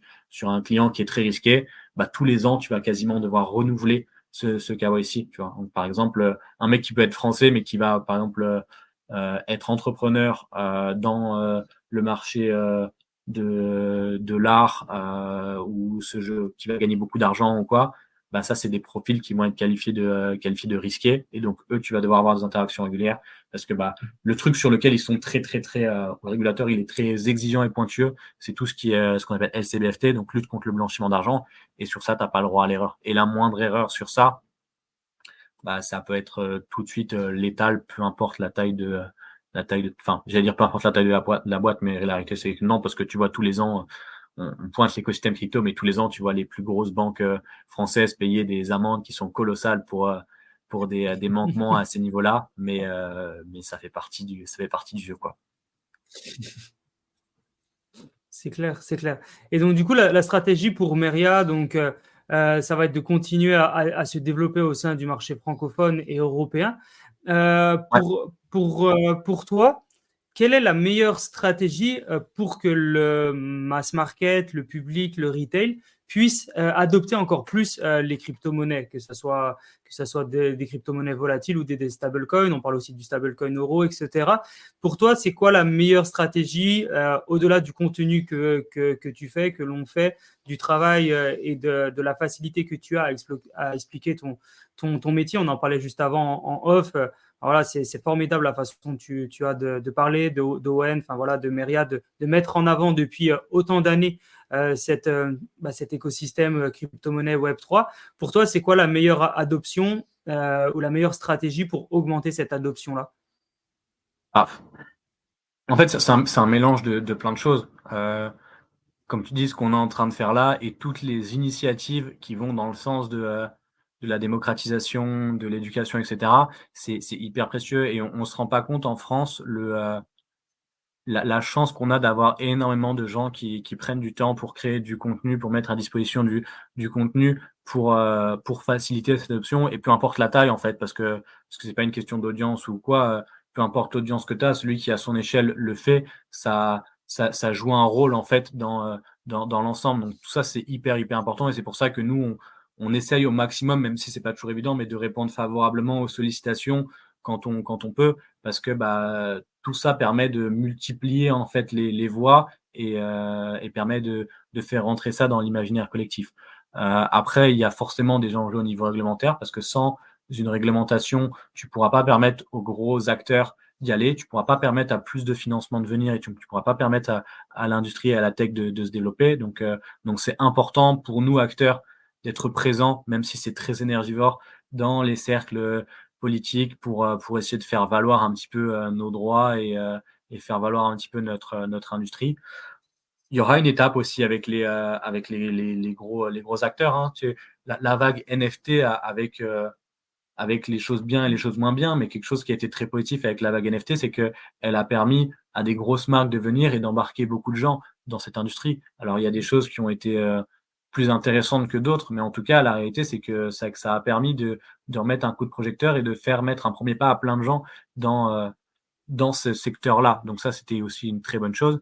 Et après, moi, il y a un truc qu'on met peu en avant, mais qui est une évidence, c'est aussi une question de génération où, en fait, on va assez naturellement tendre vers l'adoption dans le sens où toutes les générations, on doit être à peu près de la même génération tous les trois, mais toutes les générations qui sont encore plus jeunes que nous, ils sont à l'aise avec ça. En fait, l'idéologie d'avoir une monnaie qui est totalement dématérialisée, d'avoir un wallet en ligne avec lequel ils peuvent avoir des interactions financières.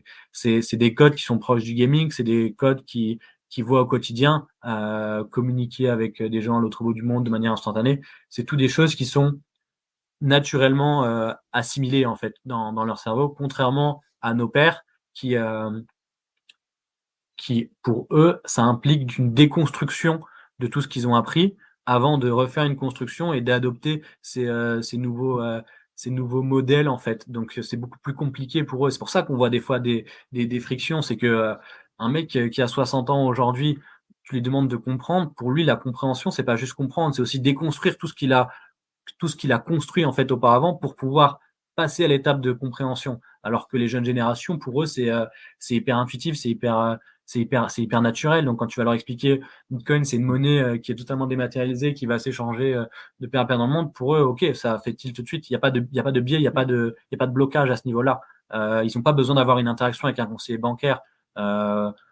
Aujourd'hui, enfin, je sais pas vous, mais moi, je vais jamais voir mon banquier. Mon père, il y allait souvent, et il y va encore régulièrement, tu vois. Les jeunes générations, ils iront encore moins que nous. Donc tout ça, c'est une évolution aussi logique de la société qui fait que, en fait, naturellement, on va tendre vers ces outils. Et quand on parlera d'adoption, c'est quand ce sera naturellement utilisé, sans qu'on ait besoin de le dire, sans qu'on ait besoin de parler de Web3, comme aujourd'hui, on peut parler aisément que Internet est adopté et ancré dans la société parce qu'on l'utilise sans dire qu'on utilise Internet, parce que c'est juste logique et c'est juste comme ça, en fait. Et demain, je pense que on utilisera certains services Web3, certaines sous-jacents de la blockchain, sans avoir besoin de dire qu'on l'utilise et sans que ce soit un argument commercial de le dire, quoi. Ouais, pour toi, la sensibilisation des personnes à la blockchain, ça ne sera pas forcément la priorité dans le futur. Je pense qu'effectivement, éduquer et donner de l'importance à l'éducation, sensibiliser sur ce que l'on fait, sur l'écosystème, je pense que c'est important. Mais pas forcément tout le temps mettre en avant blockchain. Comme les gens utilisent tous les jours des choses sur Internet et on leur dit pas à chaque fois attention, c'est sur Internet. Je pense que ça, c'est vraiment la sensibilisation que les gens ils ont sur la blockchain. Je pense que c'est quelque chose d'important parce que pour beaucoup de gens, c'est la blockchain, c'est risqué, c'est Ponzi, c'est scammy. Je pense que tu les as tous entendus depuis 2017. C'est ça qui fait beaucoup peur. Et je pense que sensibiliser les gens au fait que la blockchain soit de plus en plus populaire et qu'ils ne soient même pas au courant de la tech qu'il y a derrière, c'est aussi un point qui est sûrement très important. Et c'est pour moi un des, Bon, des points qui sera décisif dans ce prochain potentiel bull run, c'est les use cases. C'est à quel point dans ce prochain cycle haussier, on va être capable, nous, industrie, de mettre à disposition suffisamment de use cases concrets pour que les gens puissent se projeter de l'utilité en fait de la technologie dans leur quotidien. C'est un truc sur lequel, alors il commence à y en avoir, mais c'est un truc sur lequel où effectivement on manque encore un petit peu, parce que la techno est encore jeune, mais une fois qu'on aura passé, qu'on arrivera à passer ça et commencer à avoir quelques use cases qui seront sur le terrain, là, ça va faire déjà une belle différence. Très intéressant. Et pour toi, quand on parle de use case ou de produits sur lesquels les gens peuvent se projeter, est-ce que la tokenisation, c'est quelque chose qui pourrait être aussi quelque chose qui les attire? Parce que c'est vrai qu'on a parlé de crypto-monnaie, qui est un secteur d'activité super intéressant avec des projets incroyables derrière. Il y a aussi la tokenisation qui permet aussi de faire des ICO, STO, etc. Est-ce que pour toi, c'est quelque chose qui pourrait aussi aider les gens à s'intégrer sur les marchés? Est-ce que c'est des choses que vous faites? Et sinon, pourquoi? Est-ce que c'est quelque chose que vous pourriez faire dans le futur? Alors, nous, c'est des choses aujourd'hui à Québec Mera qu'on ne fait pas du tout parce qu'on estime que c'est pas notre métier, tu vois, de la même manière qu'on ne fait pas de NFT, etc. Parce que ce qui fait notre métier et c'est important pour moi de segmenter parce que si tu fais un petit peu de tout, au final, tu fais rien. C'est pas pour autant qu'on s'y intéresse pas et qu'on regarde pas parce que du coup, en plus de par notre position, on a la chance d'être souvent présent dans les sphères médiatiques et de pouvoir s'exprimer. Donc ça t'oblige aussi d'avoir une veille régulière. Donc du coup, naturellement, tu suis un petit peu toutes ces tendances en ayant l'humilité de dire ça, moi je connais en surface, mais je suis pas du tout un spécialiste du sujet. Mais oui, alors moi la tokenisation, j'ai beaucoup plus de conviction qu'elle va permettre d'apporter des outils côté B2B que côté retail. Tu vois, je suis pas sûr que la tokenisation amène beaucoup d'usages sur le côté retail. Tu vois, comme on l'a dit, par exemple, au niveau si je veux faire un parallèle qui est un peu grossier, mais pour qu'on puisse se situer, le crowdfunding permettait à un autre niveau de permettre du financement par le grand public. Et au final, le crowdfunding a pris, mais tout le monde n'a pas fait de crowdfunding aujourd'hui, tu vois. On peut pas dire que c'est un truc qui est hyper mainstream, même si c'est accessible à tout le monde. Je pense qu'on va avoir un peu la même chose sur la tokenisation. Aujourd'hui, on a beaucoup qui vont chercher le marché retail sur la tokenisation parce que le retail te donne une grosse force, c'est que si tu arrives à convaincre du retail, tu arrives à avoir une grosse notoriété et une voix qui compte. Et donc après, tu peux imposer entre guillemets ou tu peux affirmer ta position. Donc ça, c'est quelque chose qui est hyper fort. D'ailleurs, nous, par exemple, tu vois, sur Meria, c'est quelque chose qui a compté, c'est que nous, on a eu la chance d'avoir beaucoup d'utilisateurs rapidement, beaucoup d'utilisateurs retail, et c'est ça aussi qui a entre guillemets attiré des médias qui nous ont donné la parole, parce que comment tu arrives à convaincre plein de particuliers, tu vois, alors que si tu convaincs, si tu fais beaucoup plus de chiffre d'affaires, mais que tu convaincs que 2 ou 3 pros, tu vas avoir moins de présence médiatique, en tout cas moins de présence médiatique mainstream, parce que l'histoire, elle va moins parler aux gens. Donc, tu pourras avoir de la présence médiatique très spécialisée par rapport à ton activité, mais en tout cas, les médias mainstream te donneront moins la parole parce que c'est quelque chose sur lequel les gens auront plus de mal à se projeter. Alors que quand tu touches à du retail, naturellement, tout le monde peut plus facilement se projeter. Mais je pense qu'effectivement, la tokenisation sur les nouveaux modes de financement va apporter plein de solutions ultra précieuses pour les investisseurs de manière générale, que ce soit des investisseurs professionnels ou ou autres, des fonds, des investisseurs institutionnels, etc. Ça permettra de faire beaucoup, beaucoup plus de choses et ça apportera aussi beaucoup plus de flexibilité aux entrepreneurs. Tu vois, un mec qui veut monter sa boîte, sans parler d'une boîte tech, hein, un mec qui est boulanger ou qui fait un métier plus traditionnel et qui, à un moment donné, a besoin de fonds pour développer son activité, bah, ça lui offrira en tout cas d'autres outils pour pouvoir aller chercher ces fonds-là que les outils traditionnels comme un prêt bancaire ou comme les mécanismes traditionnels. Donc ça offre un outil supplémentaire et donc c'est jamais inintéressant d'avoir un outil supplémentaire avec des caractéristiques différentes. Ok. En termes de chiffres, Meria, ça représente combien à peu près d'utilisateurs à l'heure actuelle? Je crois qu'aux dernières informations, c'était à peu près 80 000. On est à peu près toujours au même niveau de nombre Ouais, on est à peu près d'utilisateurs. on est à peu près à 100 000 là. On est à peu près à 100 000 utilisateurs. Je ne sais pas quand le podcast va sortir, mais là, on a notre application qui sort enfin après de longues péripéties qui devait sortir juste avant qu'on enregistre, qui a été un petit peu décalée à cause de discussions avec Apple, mais qui devrait sortir dans les jours qui viennent. Donc, en fonction de quand ça sort, elle sera soit sortie imminente, soit déjà sortie. Mais ça permettra aussi vraiment d'aller chercher beaucoup plus d'utilisateurs. Mais là, aujourd'hui, on est autour de 100 000 utilisateurs, ouais. Avec, ça veut pas dire que les 100 000 sont actifs, hein. On a à peu près, on va dire qu'on a un bon tiers qui est très actif, et on en a beaucoup qui sont vraiment très, très, très peu actifs, quoi, au rythme de une connexion par an à peine, quoi.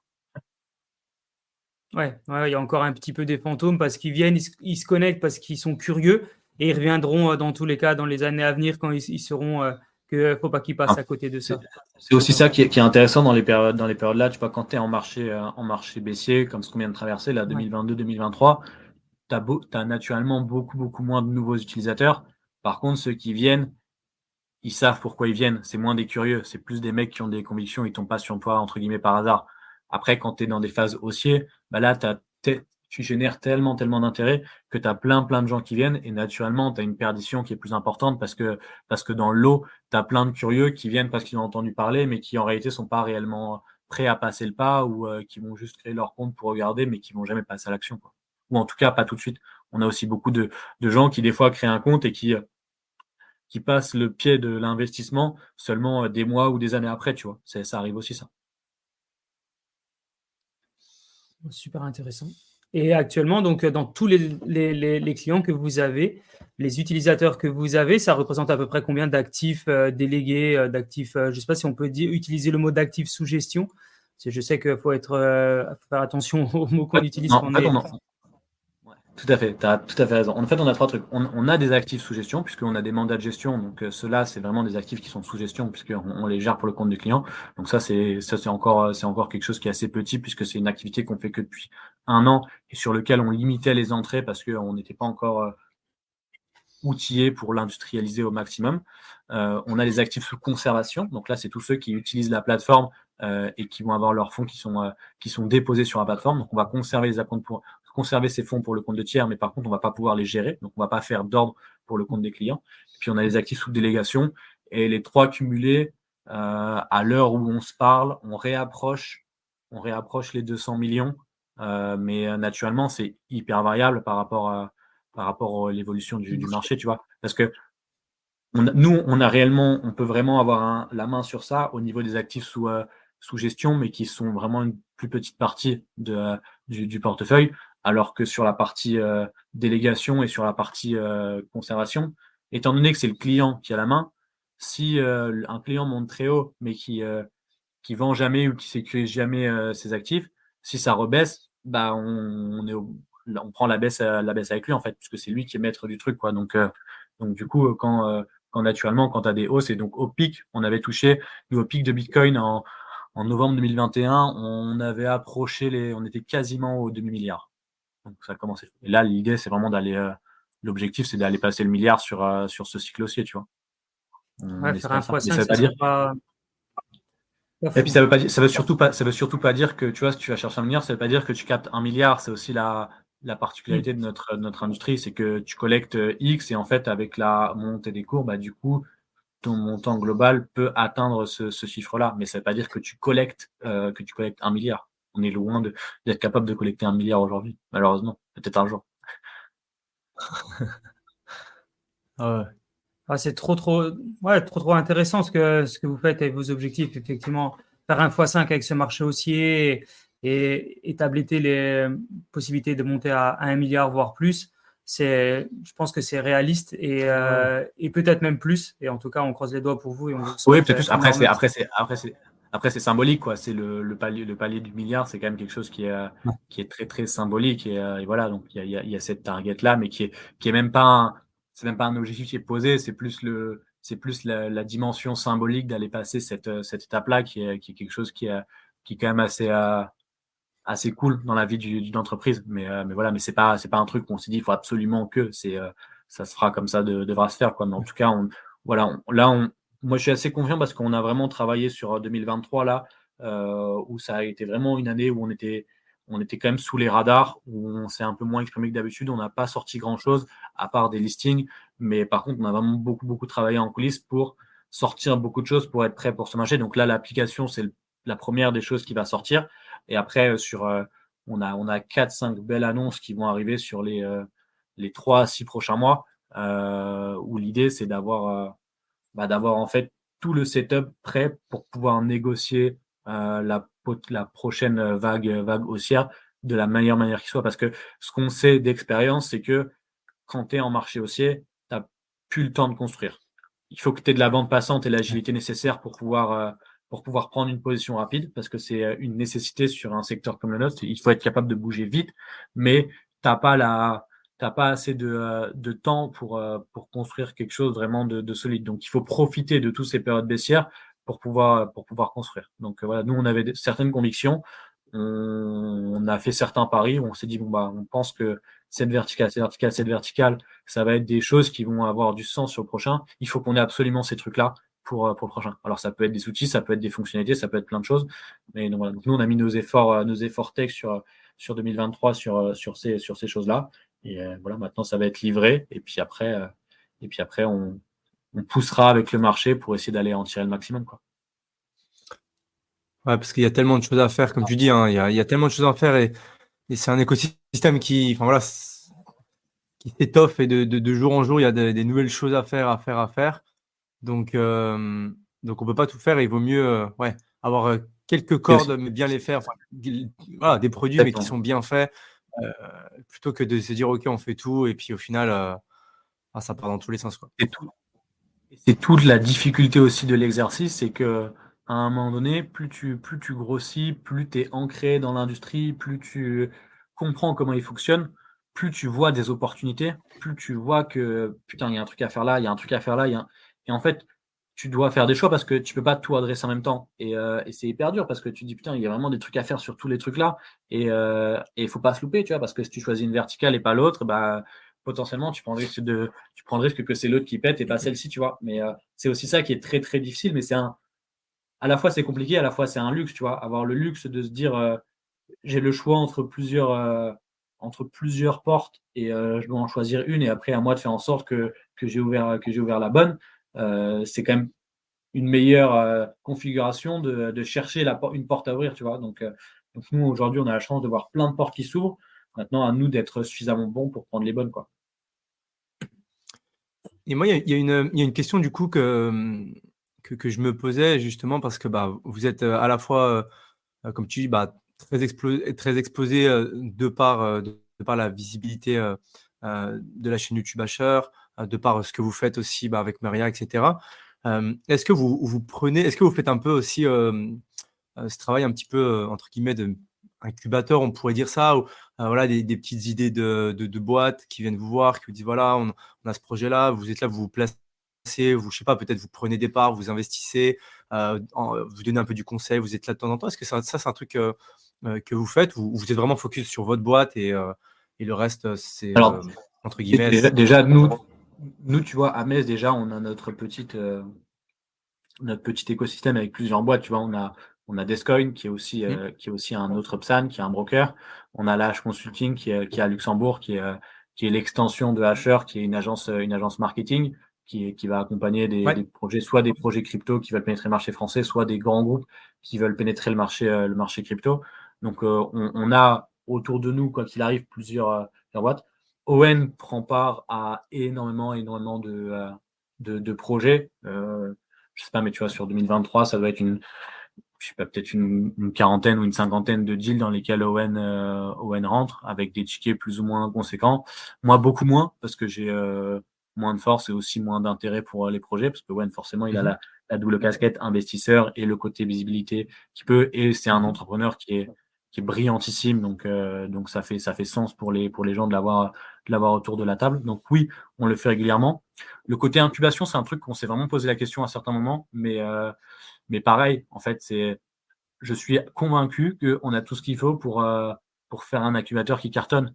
Mais si tu veux le faire correctement, ça prend beaucoup de temps. Et si on prend du temps là, on le prendra pas ailleurs. Et du coup, ça veut dire qu'on doit laisser d'autres trucs. Et donc, à un moment donné, c'est juste la réalité tu peux faire plein de choses, mais tu peux pas tout faire. Et à un moment donné, il faut faire des choix dans ce que tu fais. Donc, chaque chose en son temps. Pour l'instant, nous, on est vraiment focalisé sur ça. Tu vois, moi, 98% de mon temps est consacré à Meria. Owen, il y a encore une majorité de son temps qui est consacré à Meria.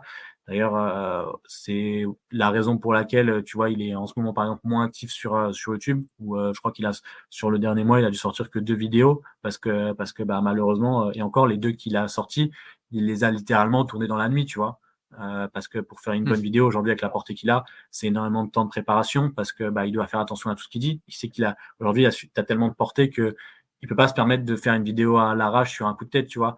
Nous, on doit en passer. Moi, la plupart des vidéos, soit je repasse dessus, soit il y en a d'autres qui regardent. On peut avoir, quand c'est des sujets un peu délicats, la compliance ou nos avocats qui repassent dessus pour s'assurer que le discours il est bon, parce que la portée est tellement forte et dans son audience, il y a tellement de tout, à la fois du petit particulier, mais à la fois aussi les institutions et littéralement vraiment les régulateurs qui regardent ces vidéos, parce que c'est aussi un bon indicateur du marché pour eux.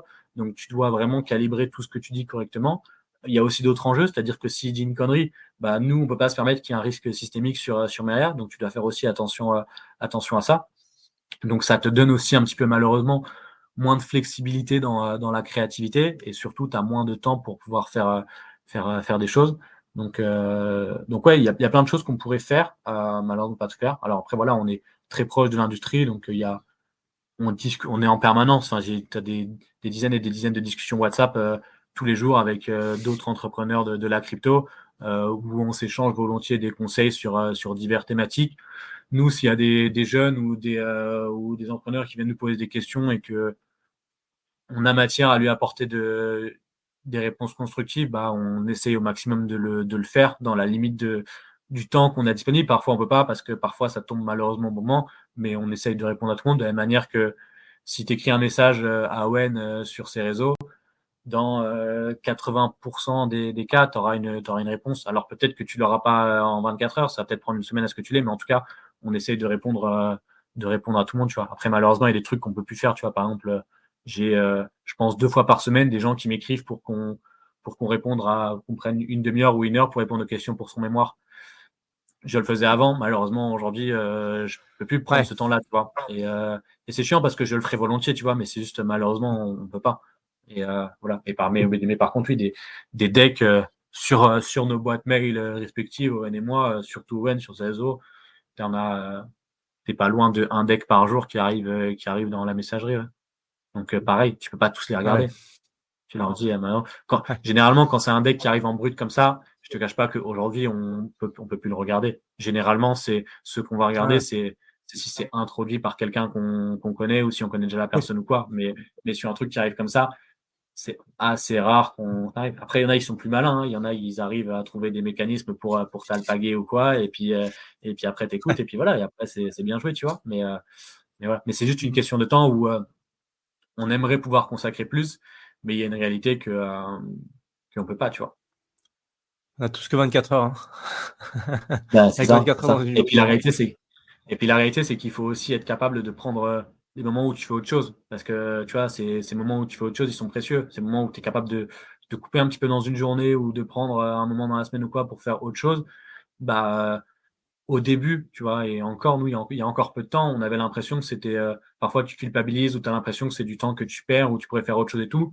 Et en réalité, aujourd'hui, tu comprends que c'est du temps qui est important pour pouvoir être vraiment focus quand tu dois être focus. Parce que si à un moment donné, tu coupes jamais, bah, en fait, tu vas être moins vif d'esprit, tu vas être moins rentré, tu vas peut-être louper des trucs juste parce qu'à un moment donné, t'es trop sous pression et il faut que tu sois capable de lâcher des trucs, tu vois. Donc là, par exemple, tu vois, pendant les fêtes, moi, j'ai vraiment pris quelques jours où il y a eu au moins 2-3 journées complètes où si t'es connecté à WhatsApp, tu checkes le mail une fois par jour, mais en tout cas, t'es pas du tout opérationnel. Et c'est important.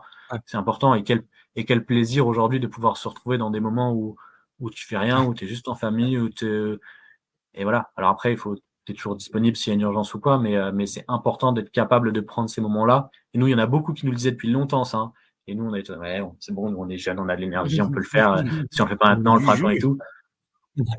La réalité, c'est que Ouais, oui, puis c'est vrai. en fait, ouais, mais je suis complètement, enfin, moi, je te rejoins à 100% avec ça aussi. Et en fait, il y a un truc que je sais plus où est-ce que j'avais entendu ça, mais quelqu'un qui avait très bien matérialisé, c'est qu'au final, euh, un bon CEO ou quelqu'un qui gère une boîte qui va l'emmener très haut ou très bas, bah, c'est des prises de décision.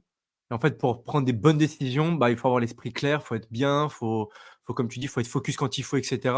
Et un CEO qui est d'une boîte, c'est un mec qui arrive à prendre des très bonnes décisions au bon moment, etc. etc. Donc, si tu es tout le temps dans le rush, comme tu dis, la tête dans le guidon, tac, ton cerveau il est tout le temps à 1000, etc., bah, tes décisions ne sont pas bonnes et du coup, ben, voilà, Ouais, clairement. ça Et va puis quand fort tu es tout le très temps, fort. quand tu as tout le temps la tête dans le guidon, des fois, tu as l'impression que tu n'avances pas. Mais en fait, si tu prends un moment pour reculer, tu recules et tu te dis, Mmh. bon, en fait, ça a quand même bien avancé. Peut-être pas exactement de la manière dont je l'imaginais ou quoi, mais en fait, quand tu regardes, tu vois, là, nous, il y a certains trucs sur lesquels on a un petit peu de retard, où des fois, tu dis, putain, c'est frustrant. Tu dézoomes, tu regardes ce qu'on a abattu sur les 12 derniers mois. Ouais, on a un petit peu de retard, mais Mmh. en vrai, on a avancé. On a Ouais, avancé, globalement, c'est bien ce qu'on a fait et on est bien placé. Donc, ça permet aussi de remettre des choses en perspective, quoi. C'est ouais, très, 100%. ouais, c'est très clair cette partie-là. Ouais. Moi, j'ai une question qui me vient, parce qu'on parlait juste avant de partenaires, de levée de fonds pour les startups. Est-ce que vous-même, vous avez été à un moment en levée de fonds? Est-ce que vous-même, vous avez dû lever des fonds pour vous financer? Est-ce que vous avez des investisseurs clés? Alors, souvent, on ne peut pas forcément dévoiler le nom de ces investisseurs, mais est-ce que vous avez des gens qui vous ont accompagné financièrement à grandir à l'époque, ont cru en vous en 2017 en se disant bah oui, je vais les accompagner, ou peut-être même récemment si vous avez refait peut-être des tours de table, ou pas du tout, vous êtes totalement autofinancé, vous avez une croissance linéaire due à vos rendements et vos résultats. Yes. Alors, nous, on a fait un tout petit tour de table l'été dernier, c'est tout. Un tout petit tour de table à un peu plus de 1 million avec 6 entrepreneurs qu'on connaît très, très bien. On a eu quasiment le luxe de pouvoir choisir les gens qu'on mettait autour de la table. Donc, C'est cool. c'était un peu particulier comme tour. Mais sinon, non, on n'en a jamais fait pour plusieurs raisons. La première, c'est que factuellement, on n'en a jamais eu réellement le besoin. Et la deuxième raison, c'est que on avait, entre guillemets, surtout au départ, pas peur de le faire, mais en tout cas, on n'était pas armé pour le faire correctement. C'est-à-dire on était, quand on monte la boîte, pour resituer en 2017, Owen a 19 ans, moi j'ai 20 ans. Donc on a ni lui ni moi n'avons d'études financières ou quoi. On a eu un niveau de compréhension et de connaissance des mécanismes pour lever des fonds, ou de négociation avec des investisseurs qui est de l'ordre de niveau zéro. Donc en fait, à ce moment-là, si on levait, il y avait beaucoup, beaucoup de chances qu'on lève pas correctement sur une valo qui était pas forcément bonne parce qu'on n'avait pas grand-chose. Donc en fait, on aurait dû se diluer beaucoup pour pouvoir Mmh. lever, et en ayant peut-être l'impression de faire des choses, mais en fait, on aurait fait certainement on aurait fait des erreurs. Donc pour toutes ces raisons-là, on avait préféré pas le faire, et en plus, ça nous permettait de rester indépendant et de garder le cap qu'on voulait garder. Donc ça, c'était quelque chose qui nous tenait à cœur, surtout garder le cap qu'on pouvait garder. Et on a eu le luxe et la chance que, en fait, nous, la première activité qui était sur du mining, c'était ni plus ni moins que de la vente de machines de minage. Donc, en fait, c'est hyper rationnel comme activité. C'est du business model de TPE. Tu as un coût de revient, ta machine, elle te coûte X, tu la vends X, tu as une marge et c'est tout. Et en fait, avec cette marge-là, bah, tu t'autofinances. Et en fait, donc, au début, on s'est vraiment autofinancé. On a eu la chance que l'activité part très, très vite, donc d'avoir suffisamment de ressources pour s'autofinancer. On avait surtout très, très peu de dépenses parce qu'au départ, on se payait le vraiment très strict minimum. On avait des petits bureaux à Florange dans une cave et en fait, on avait littéralement rien en dépenses. Donc du coup, bah, on a fait des réserves et tu dépenses différemment 1 euro que tu as gagné qu'un euro qu'on t'a donné ou que tu as levé, tu vois. Parce que quand c'est 1 euro que tu as gagné, tu sais par quoi tu es passé pour l'avoir, cet euro-là. Donc, à dépenser, tu y réfléchis par 2 fois. Donc, en fait, on a toujours eu une gestion assez prudente, on va dire, à ce niveau-là. Donc, on a toujours fait les réserves qu'il faut. On savait que le marché était capable de nous donner beaucoup de choses, mais qu'il était capable de nous les reprendre rapidement. Donc, il fallait prendre les réserves nécessaires pour pouvoir pas être dans le besoin. Parce que littéralement, quand on a commencé, on a eu des moments où on savait que dans la trésor, il nous restait même pas un mois, tu vois. On est passé par ces moments-là au tout début. Mais d'un autre côté, on partait de rien non plus. Donc, si tu veux, c'était pas grave. C'était l'aventure qui voulait ça. Mais voilà. Mais du coup, aujourd'hui, on a largement la trésor qu'il faut pour avancer. On n'avait pas besoin de lever. On a levé parce que on sait que pour atteindre les ambitions et les objectifs qu'on veut atteindre plus tard, on aura besoin à un moment donné de lever parce que quoi qu'il arrive, il faudra accélérer et aller beaucoup plus vite. Et comme on n'a jamais fait l'exercice, on voulait avoir autour de nous des personnes qui l'ont déjà fait. Donc c'est pour ça que cet été, on a fait un petit tour pour surtout mettre des gens qu'on estime pertinents, qui viennent d'environnements différents, les mettre avec nous et pouvoir s'appuyer sur eux le jour où on aura besoin. Mais c'était même pas tu vois, on a été chercher 1 million, on avait bien plus en trésor et la réalité, c'est que c'était juste mettre ça sur la table, on se mettait entre associés et on pouvait les mettre sans aucun problème. Donc c'était pas le sujet, il était pas financier, il était vraiment voilà, des mecs qui ont 30 ans stratégique. d'entrepreneuriat derrière eux. C'est ça, qui sont déjà passés par des étapes réglementaires sur d'autres marchés, qui sont déjà passés par des grosses levées, qui sont déjà passés par des phases de scale importantes. Leur retour d'expérience, il est précieux. Ils ont certainement fait des erreurs qui nous permettront de ne pas reproduire ou ce genre de choses, mais c'est plus dans ce cadre-là qu'on a été chercher ces mecs-là, plutôt que dans l'idée, il nous faut vraiment de l'argent, sinon on va mourir, tu vois. Et du coup, c'est hyper, entre guillemets, à la fois hyper facile de lever dans ces conditions-là, et à la fois, on a la chance aujourd'hui, de par notre réseau, notre écosystème, d'avoir beaucoup de gens aussi qui nous font confiance et qui, quand tu leur dis, bah, on fait un petit tour, t'es chaud, ils te posent même pas la question, ils te disent juste combien, tu vois. Donc c'est aussi, la réalité, c'est qu'on n'est pas encore passé par l'étape roadshow où tu dois vraiment aller convaincre des investisseurs. Là, en gros, tous ceux qui sont rentrés, quand on leur faisait le pitch et tout, c'était plus en mode bon, allez, viens, tu me fais le pitch, je te boxe comme si j'étais investisseur, mais quoi qu'il arrive, ils suivaient, tu vois. Donc c'était c'est plus facile de le faire dans les conditions là. Mais après, voilà, c'est pareil, nous maintenant, on sait que mine de rien, ils sont engagés, ils ont pris un risque à notre côté, donc tu as aussi Ouais. une responsabilité vis-à-vis d'eux, tu vois. Donc faut faire les choses bien aussi, tu vois. Donc mais voilà, mais c'est rien du tout. Enfin, on a cédé, je crois, 2% du capital, tu vois, donc c'est ridicule. L'avantage de lever quand on est déjà gros et qu'on n'a pas besoin de se diluer trop fort et qu'on C'est ça. a Après, assez d'argent aussi pour grandir. Voilà. Après, ça dépend, c'est toujours pareil, ça dépend aussi des activités. Tu as beaucoup d'activités ou d'entreprises pour lesquelles bah, tu es obligé de lever dès le début, sinon ça ne peut pas exister. Donc, c'est aussi une réalité. Et c'est aussi, malheureusement, ce qui devient la réalité de quelqu'un qui voudrait reproduire la même chose que nous aujourd'hui, bah, ne serait-ce que pour couvrir tous les coûts structurels, les coûts réglementaires, tout ce qu'il faut en termes d'outillage, etc., pour pouvoir faire tourner une machine comme celle-ci, bah, sauf s'il est capable de poser des millions sur la table, bah, il va être obligé de lever à l'instant T, tu vois, et pour pouvoir avoir juste le droit de jouer la partie. Donc c'est aussi un peu frustrant quand on se dit, bah, nous, on a eu le droit de le faire en partant de zéro, en tout cas. Alors, Je dis pas qu'on n'a pas fait ce qu'il fallait pour y arriver, mais en tout cas, c'est aussi ce qu'on essaie de défendre au niveau, tu vois, quand on a les sujets avec les politiques ou quoi, c'est de dire, attention à pas potentiellement décourager ou tuer des mecs, qui pourraient devenir des succès juste parce qu'on leur met trop de barrières à l'entrée au départ. Ouais, ouais, 100. Comme tu dis, le gros point aussi, c'est que, entre guillemets, vous aviez le marketing derrière qui affluait et du coup, c'est clair que, bah, ça facilite aussi grandement les choses et c'est une force que vous avez mis qui a requis, beaucoup, beaucoup, beaucoup d'efforts, j'imagine. Ouais, c'est ça. Mais c'est ce qui a payé aussi derrière parce qu'une boîte comme vous qui se lance avec la même idée mais qu'au final, qui a pas de «trafic» entre guillemets, qui a 0, tu dis: «Bon, bah, OK». Et j'ai une histoire un petit peu d'un ami à moi là qui lui a fait ça, bah, dans du minage aussi, c'est marrant. Lui, il a utilisé vraiment la puissance des réseaux sociaux, mais sur du TikTok où il a juste documenté un petit peu ce qu'il faisait, vendu des e-books, des formations et cetera et maintenant il a une belle boîte qui tourne, mais bon, à l'étranger.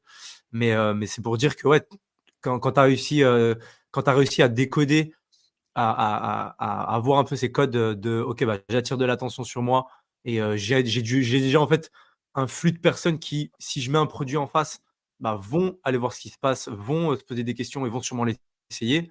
Ben, c'est clair que c'est génial, quoi. Bah, c'est C'est clair, mais génial. c'est on a la chance d'avoir un levier, le levier Asher qui est un levier qui est d'une puissance, enfin, c'est le levier le Ouais, plus puissant qui existe dans notre industrie sur le territoire francophone. Donc, évidemment que c'est une très, très grosse force. Après, c'est aussi, heu, c'est aussi le double tranchant, c'est-à-dire que cette visibilité-là, si tu l'utilises pas à bon escient, elle peut vite te sanctionner et il y a aussi la réalité de, bah, du coup, tu es plus visible, donc dès que tu fais un truc bien, tu as un levier, c'est démultiplié, ouais, mais dès qu'il y a un truc qui est moins bien, bah, tu as le ouais, contrebalancier dans l'autre sens et il faut être capable aussi 100. de l'encaisser ça, tu vois? Et on est passé par des moments compliqués, tu vois? Si je reprends le moment UST, tu vois? UST, c'était un moment relativement compliqué et surtout Owen pour ce qu'il a pris, tu vois? Parce qu'il a pris une partie pour l'industrie des choses qu'il aurait pour lesquelles il était pas responsable et pour lesquelles il aurait pas dû prendre, tu vois? Et si à un moment donné, psychologiquement, t'es pas armé et tu pas capable de répondre à ça, c'est aussi très, très compliqué, hein. Et on le voit d'ailleurs, parce que du coup, on est en contact régulier avec tous les créateurs de contenu et c'est pas évident et encore nous dans l'industrie, on est une petite industrie mais qui est très virulente. Mais quand tu passes sur les créateurs de contenu qui sont plus gros, enfin, je te dis moi pour rien au monde je veux leur vie, hein, parce que oui, c'est sûr, ils ont une exposition qui leur permet de faire plein de Ouais, choses. À côté, ils sont très, très limités sur beaucoup d'autres choses et puis ouais, ils doivent mesurer tout ce qu'ils disent, ils doivent faire attention à tout, tu vois? Donc c'est aussi, c'est du double tranchant. Après évidemment que tu peux pas t'en plaindre parce que c'est une très, très grosse force. Mais il faut savoir la manier avec précaution parce que ça peut aussi te retomber dessus. Mais c'est clair qu'aujourd'hui et c'est pour ça aussi que tu vois de plus en plus d'entrepreneurs qui font du branding personnel, qui font plein de choses, et c'est un petit peu la mode en ce moment parce que, bah, ils ont compris que en fait, tu peux valoriser aussi une boîte de cette manière-là et que tu as des investisseurs qui vont venir juste pour ça et parce que tu te rends compte que on le disait en off tout à l'heure, mais tout le monde n'est pas capable de. C'est une question de personnalité aussi. Tout le monde n'est pas capable de s'exprimer de la même manière. Tout le monde n'est pas capable de véhiculer la même énergie. Et il y a des mecs qui savent faire ça et c'est un peu inné. Et après, bah, naturellement, ça se travaille. Mais tu vois, des mecs comme Owen, des entrepreneurs traditionnels, tu as par exemple un qui on voit beaucoup partout, Anthony Bourbon, tu vois, qui sait très bien faire ça, qui arrive juste sur une interview mmh à dégager beaucoup, beaucoup d'énergie et engager beaucoup de monde. Bah, ça, il y a aussi beaucoup d'investisseurs et d'entrepreneurs qui, euh, qui savent à quel point c'est compliqué et parce qu'ils savent pas le faire, eux, ils n'arrivent pas à le faire et donc qui savent la valeur que ça a d'être capable de faire ça. Et donc tu as des mecs qui vont suivre juste pour ça parce qu'ils savent que ouais, putain, ça moi j'ai des années d'entrepreneuriat, je ne saurais pas le faire, j'arriverais pas à le faire comme lui il le fait et je sais à quel point ça peut avoir de la valeur surtout dans le monde dans lequel on est aujourd'hui, tu vois? Et tu vois pour Brand Owen, moi je sais pertinemment que je suis incapable de faire ce que Owen fait, mais même mh. sur des réunions internes, tu vois? Quand on a des réunions internes, s'il y a des trucs forts à faire passer, je sais qu'il est capable d'envoyer une énergie que tous les mecs qui vont sortir de la salle derrière, ils vont être galvanisés fois 1000. C'est extrêmement compliqué à faire ça comme exercice. Et quand tu as un mec qui est capable de le faire, c'est hyper précieux. C'est hyper précieux. C'est cadeau. Ouais, puis ça s'accentue encore plus avec le temps. C'est des skills qui s'améliorent et qui s'affinent. Et comme tu dis, après, ils montent en compétences. Donc, Mais c'est là où c'est hyper, intéressant. c'est là aussi où c'est hyper compliqué. C'est qu'il faut réussir à monter en compétence sur ça, mais il faut pas que tu oublies ton métier parce que tu peux vite aussi tomber dans le Ouais. truc où tu as des beaux parleurs, mais derrière, il n'y a plus rien et c'est que du vide. Et ça, en fait, quand tu comprends un peu comment ça marche, tu les vois très, très vite. Et ça, c'est hyper. Enfin, c'est presque pire, tu vois, parce que tu les vois et au final, tu te rends compte qu'ils parlent pour rien dire et ça, c'est catastrophique. C'est catastrophique. On est d'accord. On est d'accord. Mais de toute façon, en général, ceux-là, dans l'industrie, ils durent pas longtemps, en tout cas. Dans l'industrie, C'est une non, industrie mais qui fait parfois, pas mal de ils ont quand ménage. même. Oui, mais dans Oui, l'industrie, oui, parfois, mais ils peuvent quand même avoir de la portée. Oui, c'est clair. pour le grand public, ils sont parfois plus difficiles à identifier, donc ça peut aussi être dangereux, Oui, tu vois. je suis d'accord. Trop bien. Mais écoute, est-ce que tu as un petit mot de la fin que tu aimerais rajouter, Thibaut? Écoute, préparez-vous bien pour 2024 et 2025. On va avoir une belle année, alors qui risque d'être mouvementée, hein. On l'a encore vu hier, enfin au moment où on tourne, hier avec l'annonce de la SEC, Ouais, puis finalement l'annonce qu'ils se sont fait hacker leur compte. Donc on va passer encore par des étapes marrantes. On a une belle encore blague. beaucoup d'enjeux réglementaires. On a encore beaucoup de structuration à faire cette industrie, mais il y a énormément de choses à faire. Je suis convaincu qu'on est encore sur une bonne temporalité pour lancer le truc. Il y a plein de choses à faire, il faut rester attentif parce on est encore bien qu'on soit déjà bien avancé dans l'écosystème. On est encore au début, donc ça vaut encore le coup de s'investir. Et quand je dis s'investir, c'est pas forcément économiquement, mais s'investir en temps pour regarder ce qui est possible de faire et qu'on soit ou pas et qu'on ait vocation ou pas à être dans l'industrie, peu importe le secteur dans lequel tu évolues, en fait, c'est pas déconnant de regarder parce que tu trouveras peut-être des solutions ou des leviers supplémentaires qui te permettront, toi, dans ton activité, de trouver des souffles nouveaux. Donc non, c'est clair qu'il y a plein de choses à faire et il faut rester attentif. Magnifique. Bah écoute, Très beau mot de la fin. ouvrez bien vos yeux et vos oreilles parce que ce qui arrive en 2024 et 2025, ça va envoyer. Trop bien. La fusée Meria. La fusée Trop marché bien. surtout. Nous, la réalité, c'est que ça sera difficile Ouais. de partir si le marché ne prend pas. Mais en tout cas, nous, elle est sur les rampes de lancement et on est prêt à allumer. Trop cool. Bon, bah, génial. Écoute, merci en tout cas, merci beaucoup pour ton temps. On sait qu'il est précieux. Merci. Prends soin Je de vous en toi. prie, Très, très merci beaux à vous. projets avec Maria. Et à très vite en tout cas. À très bientôt. Ciao, ciao. Et on se dit à très bientôt pour un épisode de Token Talkers. Avant de nous quitter, un rappel essentiel pour celles et ceux d'entre vous qui envisagent de franchir le pas vers la digitalisation de leurs actifs. Que vous soyez à la tête d'une entreprise innovante, propriétaire d'un bien immobilier ou tout autre actif à la vente, nous sommes ici pour vous accompagner dans la tokenisation de ce dernier grâce à notre technologie et notre expérience. Rendez-vous sur le lien dans la description de ce podcast pour découvrir comment nous pouvons transformer votre vision en réalité. Encore une fois, merci d'avoir été avec nous aujourd'hui. N'oubliez pas de vous abonner et de partager ce podcast autour de vous si vous avez apprécié notre contenu. Restez à l'écoute pour plus d'épisodes de Token Talkers où nous continuerons à explorer le Web 3.0. À très vite.